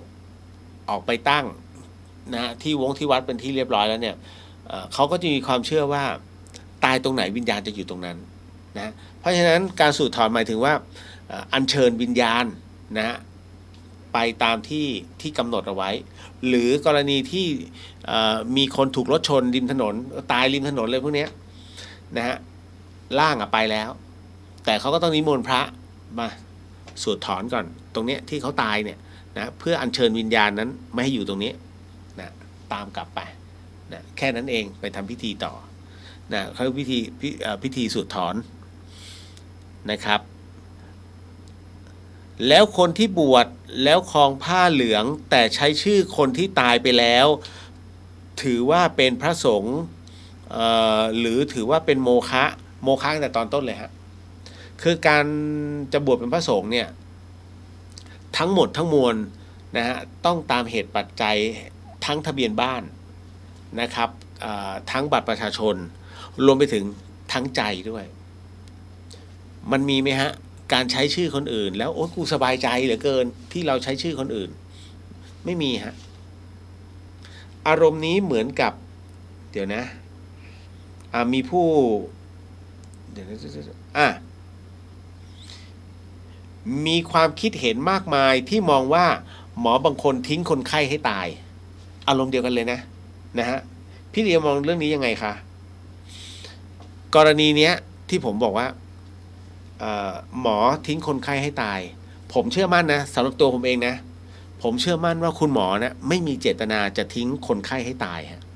เพราะอะไรรู้ไหมเพราะคุณหมอก็คนการที่จะทิ้งคนคนหนึ่งให้ตายโดยไม่รักษาเลยเนี่ยทั้งที่ตัวเองมีวิชาชีพตัวเนี้ยมันถือว่าเป็นตราบาปของตัวเองเช่นเดียวกับพระภิกษุที่ใช้ชื่อคนอื่นคนตายไปแล้วเนี่ยโดยไม่ให้ของตัวเองเลยมันไม่ได้มีความสุขนะเพราะฉะนั้นจิตที่ไม่มีความสุขเกิดขึ้นนิพพานไม่เกิดตามยอดดวงเพราะเป็นโมฆะในตอนแรกนะอย่างเนี่ยกรณีของนี่แหละพระจอร์จมันยอดมากเนี่ยนะฮะกรณีเดี๋ยวก็เลยอธิบายต่อเนื่องแล้วกันนะว่าคือกรณีของคุณหมอ ที่จะบอกว่าเขาทิ้งคนไข้เนี่ยไม่ใช่หรอกครับท่านอย่าลืมนะฮะแพทย์1 คนกับคนไข้กี่คนถ้าเป็นโรงพยาบาลรัฐเนี่ย1,100 คนนะถ้าจำไม่ผิดนะ1,100 คนหรือ 2,000 คนต่อแพทย์1 คนในเรื่องของการวินิจฉัยไปตรงนี้ไปตรงนี้ทุกวันเป็นคุณเบลอไหมมันอาจจะมีเบลอมั่งหมอก็คนนะฮะแล้วก็การลำดับการรักษาเขาต้องเอาหนักมาก่อนเบาบางคนเนี่ยไปวีนหมอเนี่ยฉันมาเป็นชั่วโมงแล้วเนี่ยดูสิหมอไปตรวจใครก่อนก็ไม่รู้ก็เขาหนักไงมึงยังมีแรงวีนเลยเพราะฉะนั้นไม่เป็นอะไรมากแล้วกลับชอบเหรออย่างเงี้ยนะก็ถึงได้บอกว่าไม่มีใครหรอกครับที่อยากให้เพื่อนร่วมโลกตายมันเป็นเกียรติประวัติที่ไม่ดีของคุณหมอท่านนั้นไม่มีหรอกครับเชื่อสินะฮะนอกจากแบบขี้เกียจจริงๆอ่ะซึ่งเท่าที่ผ่านมานะในระบบที่ผมเกิดมานะมีอยู่2 คนมั้งอะไรนะเสริมสาครศิลป์1 คนแล้วก็หมออะไรอีกคนเนี่ยที่ฆ่า2 คนเนี่ยเป็นหมอแต่ไปฆ่าแล้วอีกอันนึงโดนชวีสามเคสเนี่ยนั่นแหละที่เป็นหมอแล้วไปฆ่าเนี่ยโอเคเก็ตนะฮะก็เพราะฉะนั้นถึงได้บอกว่าคุณหมองานเขาหนักนะฮะต้องบอกนิดนึงไม่มีใครอยากให้ตายนะจ๊ะต่อมานะฮะเดี๋ยวนะน้องมานี่บอกถือว่าบวชจริงไหมครับใช้ชื่อนามสกุลคนอื่นในการบวชเมื่อกี้เหมือนกันโมฆะฮะเป็นโมฆะไปตั้งแต่ตอนต้นจะบอกโมฆะบุรุษเลยทำนะฮะโอ้เอาจริงนะเนี่ยผมก็ใจหายคุณผู้ฟังทางบ้านผมเชื่อมั่นว่าหลายๆท่านคือวันนี้ผมยังโพสต์เลยนะว่าโยมหลายๆคนเนี่ยเสื่อมศรัทธานะในพระพุทธศาสนาแต่ขอบอกอย่าพึ่งเลยครับเพราะพระที่ดีเนี่ยไม่มีโฆษณาแต่พระไม่ดีเนี่ยโอ้โหเดี๋ยวมีเรื่องนั้นเรื่องนี้เข้ามาเพราะความดีขายไม่ได้แต่ถ้าความเลวเนี่ยคนไทยชอบสังเกตไหมสังเกตเนี่ยข่าวเนี่ยน้อยมากที่จะนำเสนอเรื่องราวดีๆนะฮะเพราะมันขายไม่ได้คนมันไม่จดจำไงอย่างที่ผมบอกสมมติคุณหมอท่านหนึ่งได้รับรางวัลเกี่ยวกับการวิจัยเกี่ยวโครงการนี้ได้เหรียญทองเป็นคนไทยรู้แค่นั้นเลยแล้วผ่านไปอีก2 วันถามหมอคนนี้เขาได้รางวัลอะไรวะคุณจะตอบไม่ได้นะแต่ถ้าบอกคุณหมอท่านนี้แอบไปฆ่าเริ่มแล้วสัญญาณมันจะชอบตรงนี้คุณหมอท่านนี้แอบไปฆ่าคนนั้นคนนี้ขึ้นมาแล้วก็ฉุดฆ่าอะไรอย่างเงี้ยพอขึ้นมาเฮ้ยหมอคนนั้นเนี่ยผ่านมาอีก2 วันหมอคนนั้นเขาโดนคดีตอบได้ทันทีระหว่างความดีกับความชั่วเราจะจดจำความชั่วมากกว่าความดีถึงได้บอกไงว่าเรื่องดีๆเขาไม่เอามาออกมันขายไม่ได้แค่นั้นเลยฮะเห็นไหมพอบอกคำว่าขายไม่ได้ขึ้นกับอะไรสปอนเซอร์และสปอนเซอร์ให้เรื่องเงินมันวนเนี่ยฮะมันวนเรื่องของธุรกิจเนี่ยคือวัฏฏะนะวัฏฏะของวงจรนะฮะที่มันเกิดขึ้นมีผู้ถามมาว่าถ้าเราไม่ทำบุญและทำบาปนะฮะไม่ทำบุญด้วยแล้วก็ไม่ทำบาปด้วยตายลงไปแล้วจิตมันจะไปไหนจิตมันไม่ไปไหนฮะคืออย่างนี้การที่เราไม่ทำบุญเลยและไม่ทำบาปเลยนะครับถามว่ามันเป็นไปได้ไหมเป็นไปไม่ได้คุณจะใช้ชีวิตยังไงมันจะอยู่ระหว่างกลางๆเหรอกลางเนี่ยมันจะอยู่การอยู่ระหว่างกลางนั่นหมายถึงว่าคุณกำลังต้องผ่านระหว่างซ้ายและขวาท่านถึงจะต้องไปกลางถูกไหมฮะเพราะฉะนั้นกรณีนี้ไม่ทำบุญไม่มีใครว่าอะไรแต่ถ้าเราเป็นคนดีเรายึดหลักความดีเป็นหลักแล้วความดีมันขึ้นกับตรงไหนใครจะตอบได้ตัวท่านตอบได้จิตท่านจะฟ้องว่าตอนนี้เรากำลังทำความดี สมมุตินะฮะอยู่ๆมีคนทะเลาะกันต่อยกันพี่ครับช่วยผมหน่อยครับพี่ครับช่วยแล้วเราเป็นผู้หญิงอะอุ๊ยไม่เอาดีกว่าเราเรื่องคนอื่นเราไม่ยุ่งมากูถือเป็นกลางไว้เดินหนีถามว่าความดีความเลวณตรงนี้เห็นไหมตัวท่านจะรู้ทันทีว่าเฮ้ยทำไมเราเลวอย่างนี้วะรู้งี้เราก็หยุดแล้วก็โทรหาตำรวจนะแล้วก็ขอห้ามเขาเฮ้ยทำไมเราไม่ทำอย่างนั้นเห็นไหมคือตัวจิตมันจะฟ้องทันทีว่าท่านกำลังทำดีหรือทำชั่วแต่ถ้าทำกลางๆนะหมายถึงช่วยไม่ได้จริงๆตรงนี้ท่านก่อเรื่องเอาไว้ก็ตามเหตุปัจจัยเนาะแล้วก็เดินไปเหมือนสอนแล้วเพราะฉะนั้นมันจะรู้ทันทีอ๋อกูพึ่งไอ้นี่ไม่ได้แล้วไปหาคนอื่น นั่นแหละมันจะประมาณนี้นั่นคือคนถือกลางๆนะฮะนะเพราะฉะนั้นเมื่อตายลงจิตเราจะไปไหนแทนมันจะมีหน้าที่ของมันอย่างที่ผมบอกอะไม่มีใครจะอยู่ตรงกลางได้เสมอฮะมัชชิมามันเกิดขึ้นได้ก็ต่อเมื่อซ้ายและขวามาก่อนแค่นั้นเลยฮะมันเหมือนกับมันให้เราตัดสินใจไอ้ตัวเดินสายกลางเนี่ยถูกไหมจะทำดีทำชั่วไอ้นี่ทะเลาะกันนะแล้วไอ้นี่หาเรื่องตรงนั้นนี้โอ้ไม่เอาไม่ยุ่งดีกว่าเดินเพราะเรารู้เหตุแล้วไงนะฮะจึงมีส่วนกลางเกิดขึ้นแค่นั้นนะครับ มีน้องถามมาอีกว่าสมมุติว่าเราไม่มีศาสนากันแล้วคุณเลียวคิดว่าเราจะนับถืออะไรดีคะผมเชื่อมั่นว่าจะมีคนคิดแบบนี้นะเหมือนกับท่านเนี้ยนะสมมุติว่าเราไม่มีศาสนากันแล้วคุณเลียวคิดว่าเราจะนับถืออะไรดีคนมั่นใจในตัวเองจะนับถือตัวเองเป็นหลักอันตรายมากเพราะเขาจะเอาเขาคือศูนย์กลางจักรวาลทันทีเอ้ยไม่ดีเชื่อดีอย่างนี้แต่เราไม่รู้ว่าสิ่งนั้นนะมันไม่ดีนะแต่ท่านกำลังบอกว่ามันดีเพราะท่านเคยทำมาแล้วท่านกำลังเอาตัวเองเป็นศูนย์กลางนะแต่ถ้าคนที่เขายึดความสบายใจเนี่ยนะฮะเขาจะเอาตัวจิตเป็นหลักอย่างที่เมื่อกี้ที่ผมอธิบายให้ฟังว่าถ้าภายใต้ของจิตเรารับรู้ว่าสิ่งนี้คือความดีนะฮะเราก็จะทำตัวจิตเท่านั้นและที่สำคัญปฏิเสธไม่ได้คือหลักเดิมๆของพระพุทธศาสนาซึ่งมันเป็นหลัก4อย่างด้วยกันที่มันเป็นความจริงแล้วพระเจ้าท่านวางรากฐานไว้เรียบร้อยแล้วเป็นกฎธรรมชาติไงกฎแห่งกรรมทำดีได้ดีทำชั่วได้ชั่วนะฮะกฎแห่งไตรลักษณ์ทุกสิ่งย่อมมีดับศูนย์เกิดขึ้นตั้งอยู่และดับไปเป็นสัจธรรมไม่มีสิ่งใดยั่งยืนนะฮะ อีกอันนึงเป็นกฎแห่งอริยสัจสี่นะฮะทั้งหมดทั้งมวลนั้นทุกเรื่องราวนั้นย่อมมีที่มาที่ไปแห่งทุกข์นะเมื่อเรารับรู้แล้วก็รู้จักทุกข์แล้วคราวนี้ต้องมารู้จากวิธีกำจัดทุกข์เพื่อให้หมดทุกข์นะดังนั้น ทุกข์สมุทัยนิโรธและมรรคจึงเกิดขึ้นมานะตรงนี้นี่คือกฎข้อที่3กฎแห่งการเวียนว่ายตายเกิดที่มันย่อมเป็นกฎของกิเลสตัวสุดท้ายเลยก็คือกฎแห่งปฏิจจสมุปบาทนะฮะมันคืออิทธัปปัจจยตากัดกฎแห่งการโยงใยทั้งหมดทั้งมวลไม่ว่าจะอยู่จุดไหนขึ้นมาในเรื่องของอวิชชาในเรื่องของสิ่งต่างๆที่มันเกิดขึ้นมามันก็คือการวนมาเกิดใหม่ถ้าเรารับรู้ตรงนี้ตัดวงจรมันปุ๊บความไม่เกิดความดับเกิดขึ้นทันทีนี่คือกฎของพระพุทธเจ้าที่ท่านวางเอาไว้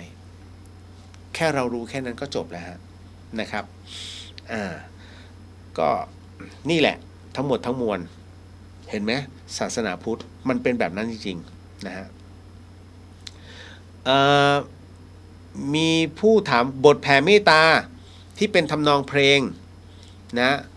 หรือใช้เสียงนักร้องต่างประเทศน้องมันนี่ส่งมาใช่ไหมนะฮะไอตัวนี้นะฮะที่เป็นรูปบินนี่ฮูสตันแต่จริงๆแล้วก่อนหน้านั้นมี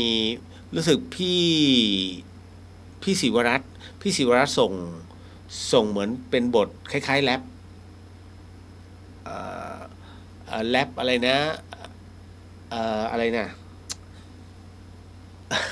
เดี๋ยว ที่ลืมเลย ไม่ใช่สังฆทาน แต่มันเป็นประโยคแรปอะแล้วพี่เขาส่งมาให้ผมนะครับบางสุกุลนะเป็นแรปเลยอย่างเงี้ยผิดไหมท่านว่าผิดไหมเอาบทสวดมาแต่งใหม่เป็นทำนองเลยผิดไหมน่าคิดนะคำตอบคือไม่ผิดฮะเฮ้ยไม่ผิดจริงเหรอจริงครับไม่ผิดถ้าตัวอักษรทุกตัวยังคงเท่นคงวาไม่ผิดมันถือให้เราจำในช่วงทำนองเหมือนสูตรต่างๆเมื่อก่อนดูเรื่องอะไรหนังไทยเรื่องจำไม่ได้ที่สุรศรีที่คุณแต่งเกี่ยวกับยุโรปทิศใต้ตกน้ำทิศเหนือตกน้ำเหลือทิศตะวันเดียวออกติดเอเชียยุโรปเห็นไหมคือเขาแต่งเพื่อให้จดจำแต่ถ้าบิดตัวอักษรหรือว่าเพิ่มเติมตัวอักษรเพื่อให้เกิดทำนองสอดคล้องโดยผิดเพี้ยนไปจากบทสวดอันนี้ผิดนะแต่ถ้าเป็นในเรื่องของบทต่างๆหากไม่มีการแต่งเติมเสริมแต่งแต่เป็นทำนองใหม่บทเดิมจดจำง่ายไม่ผิดง่ายๆเลยเนาะอันเนี้ยบอกเอาไว้ก่อนอิติปิโสน่าจะใช่มั้ยนะฮะแล้วก็มีบางสุกุลตอนเนี้ยเอามาแต่งกันใหม่เยอะเลยนะครับเท่าที่ฟังบางสุกุลนี่